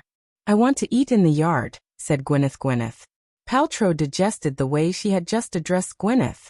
Feeling the respect from the twins, she subconsciously ordered like a mistress. Okay, Miss Paltrow. Natasha nodded. She turned around and walked away quietly. Gwyneth Paltrow stood there in a daze for a moment. It would be great if she could always have such a gentle servant to serve her. She quickly pulled herself together and walked out of the villa. Outside the villa was a square swimming pool. There were lawns and shrubs on both sides. The west side led to the main entrance. There was a large open space for temporary parking. A small road extended to the east. It led to a triangular viewing deck that overlooked the entire Los Angeles. Gwyneth Paltrow immediately saw Eric sitting at a long table on the deck. He seemed to be on the phone. There was also a laptop, a fax machine, and a pile of documents on the table. The other twin sat quietly on a chair at the entrance of the deck. She held a book in her hands and lowered her head to read quietly. Although this scene was a little strange, Gwyneth Paltrow still walked over without hesitation. However, when she reached the entrance of the deck, she was stopped by the twin who stood up. Sorry, Miss Paltrow. The boss is on the phone. Although she knew that they weren't the same person, the completely different attitude of the two identical girls still made Gwyneth feel a little uncomfortable. Paltrow was a little unhappy and insisted. I just want to say hello to Mr. Williams. I won't disturb him. The twins still shook their heads quietly. They didn't intend to let her pass. She noticed that Eric also looked over. Gwyneth? Paltrow hurriedly waved at Eric eagerly. Eric smiled and nodded. He said a few words to the person on the other side and hung up the phone. Natasha, let Gwyneth come over. Yes, master. Natasha replied softly. She quietly moved to the side and sat on the chair again to quietly read the book in her hands. Gwyneth? Paltrow walked up briskly, but quickly stopped. She greeted him in a very ladylike manner. Morning, Eric. Morning. Eric smiled gently. He didn't mind her being so friendly. He sat down in front of the laptop and opened a document. Gwyneth? Paltrow was originally sitting on the other side of the long table. When she saw Eric sit down opposite her, she immediately got up and walked over to him. She glanced at the interface of the laptop and happened to see the YCR software icon on the desktop. She said, Eric, you use YCR too? I have it too. Can you give me your number? Sorry, Gwyneth. This is for work. I don't add personal friends. Gwyneth? Paltrow persisted. Oh, don't you have a personal number?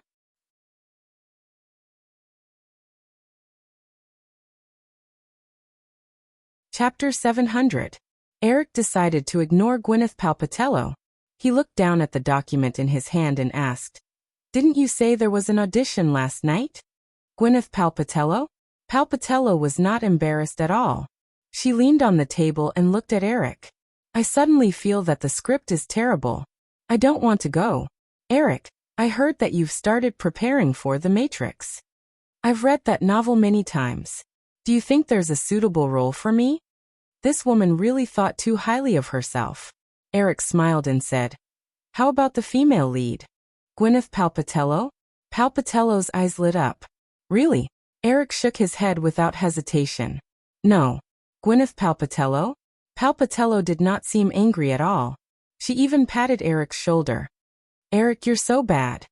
Eric still had a lot of work to do.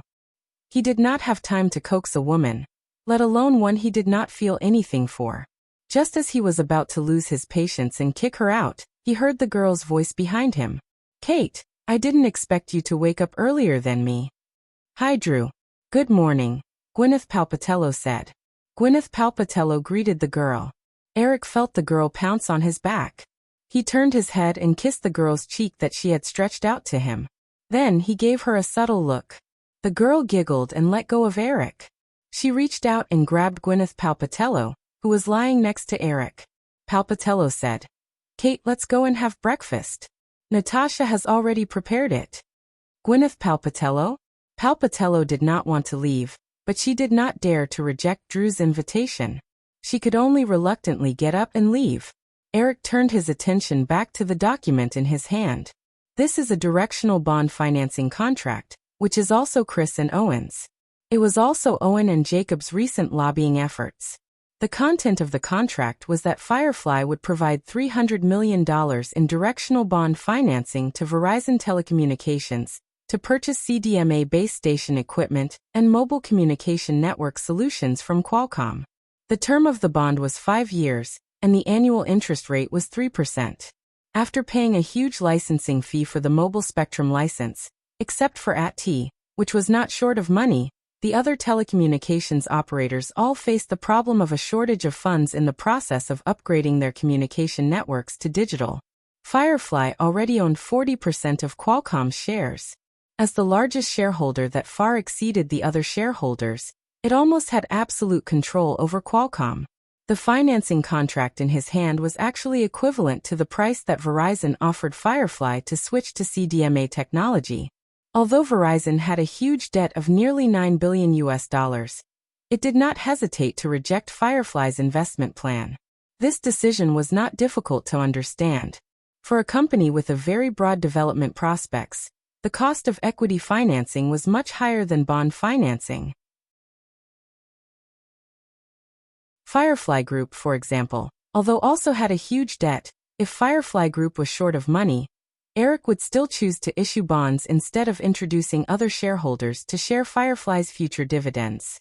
As long as Verizon survived these difficult years, after the completion of the mobile communication network, its operating conditions would quickly improve, and its huge debt would slowly be digested. However, this contract also had a sense of looting a burning house. Because of the huge debt, Verizon had to raise public financing again. The annual interest rate had to be at least 6% to ensure the success of the financing. However, the annual interest rate of this directional bond financing was only 3%. If Verizon agreed to this contract, just the interest alone would cause Firefly to lose $10 million a year, not to mention the principal of $300 million. If it was invested in other places, it was not impossible for it to multiply several times in 5 years. Eric did not know how CDMA technology broke out in the original space-time, but at this time, he could not refuse this contract. Chris had just communicated with him on the phone. As long as he signed this contract and pulled Verizon, the second largest telecommunications operator in North America, into the CDMA camp, it would have the effect of reviving Qualcomm. As long as the news was announced, the stock price of Qualcomm would rise by at least 100%. Eric did not care much about the skyrocketing stock price of Qualcomm, because Firefly would never sell its Qualcomm shares easily. What he valued most was the rapid promotion of CDMA. Thinking of this, Eric remembered another thing that Chris said on the phone. Although the investment proposal was rejected by Verizon, Sprint's attitude was not so firm. Although Sprint achieved huge profits last year, its overly aggressive layout in the mobile communication business caused widespread concern among investors. Most industry analysts believed that if Sprint built a nationwide mobile communication network on a large scale according to the established plan, the huge upfront investment would make it impossible for the company to generate any profits in the next 3 to 5 years. If the bet failed and the mobile communication industry did not reach the expected scale of the industry, Sprint was likely to fall into bankruptcy because of its aggressive expansion strategy at this time. These factors greatly reduced the success rate of Sprint's debt financing. No investors were willing to buy the company's bonds that might fall into bankruptcy in the next few years. Sprint could only choose to raise funds by issuing shares. At a cocktail party in New York, Chris had contact with the director of Sprint.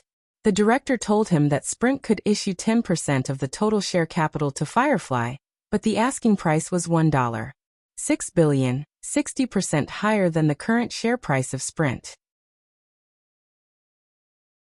Of course, this price could not be the final transaction price, but if Firefly wanted to reach this deal, it would definitely pay a certain premium.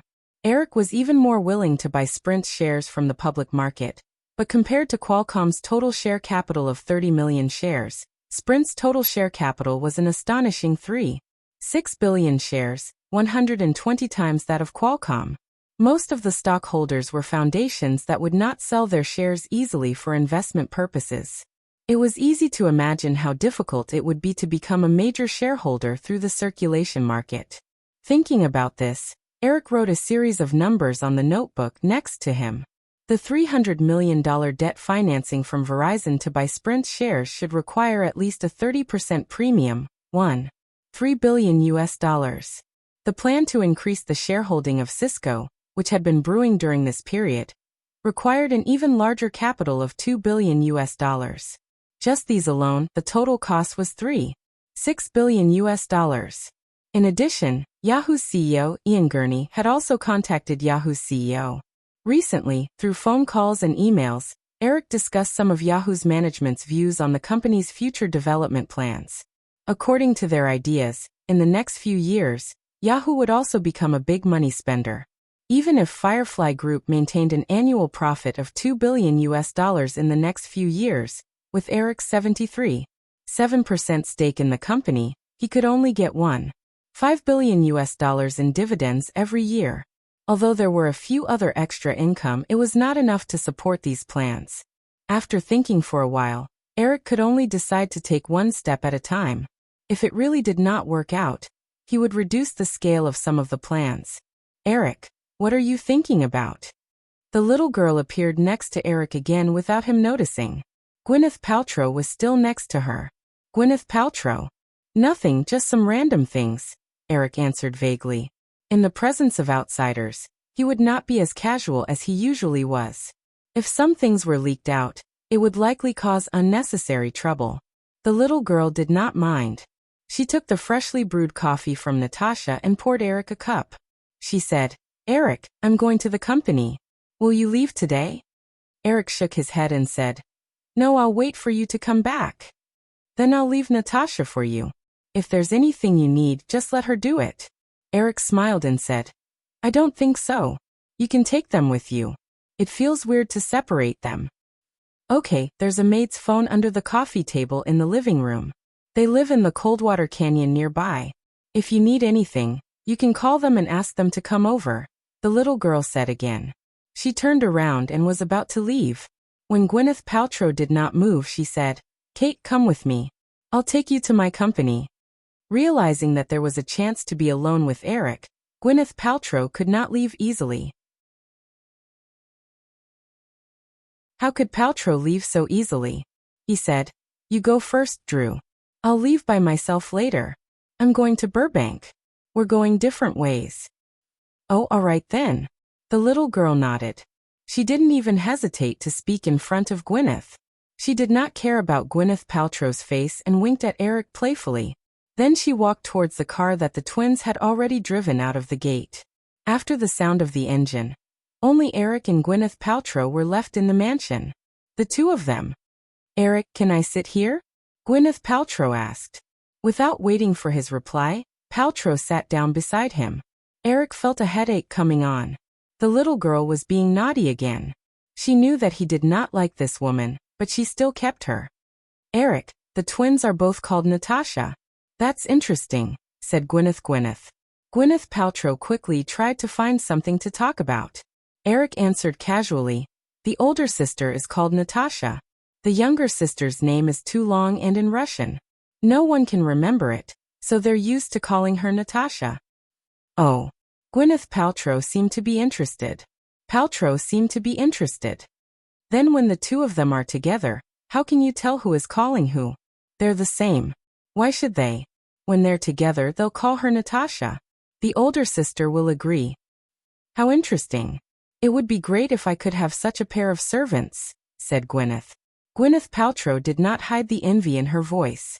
Eric smiled and turned to look at Gwyneth Paltrow.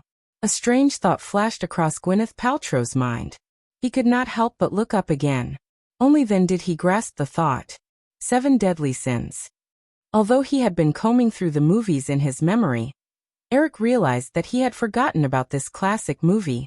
Moreover, according to the information in his memory, 7 Deadly Sins was released in 1995. At the very least, filming should have started by now. However, the female lead was here, and the male lead was still in the TV industry.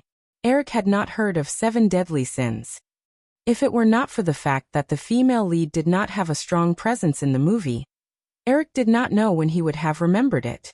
In the original space-time, 7 Deadly Sins caused a sensation as soon as it was released with a dark and desperate plot. It earned $300 million at the box office worldwide at a cost of $30 million. It was also an iconic work for New Line Cinema to become a first-tier film company. Gwyneth Paltrow? Seeing Eric looking at her strangely, Paltrow's expression changed slightly. She said in a reserved tone, "Eric, what are you looking at?" "Nothing," Eric said and picked up the phone next to him. "Sorry, Gwyneth. I need to make a few calls." "Gwyneth Paltrow?" Paltrow's expression was a little bitter. "Do you want me to leave?" Eric nodded. However, remembering that she had just helped him remember a movie that had escaped the net, Eric did not want to be so harsh. He said, "You can go to the living room and watch TV for a while." "Gwyneth?" Paltrow felt that Eric's tone had softened. She was smart enough not to pester him anymore. She got up and walked into the villa. Eric held the phone and thought for a while. He called the person in charge of New Line Cinema and asked if there was a Drew named in Kevin Walker's screenwriter information. Since the big boss had personally called, the person in charge of New Line Cinema did not dare to ask too much. He just dutifully followed Eric's instructions to find out the relevant information. Eric quickly found in Drew, Kevin. According to Walker's information, this screenwriter already had a movie that had been released under his name. It was called 6 Degrees of Tremor. In addition, Eric also successfully found the name 7 Deadly Sins. The script for 7 Deadly Sins did not deviate from the original track.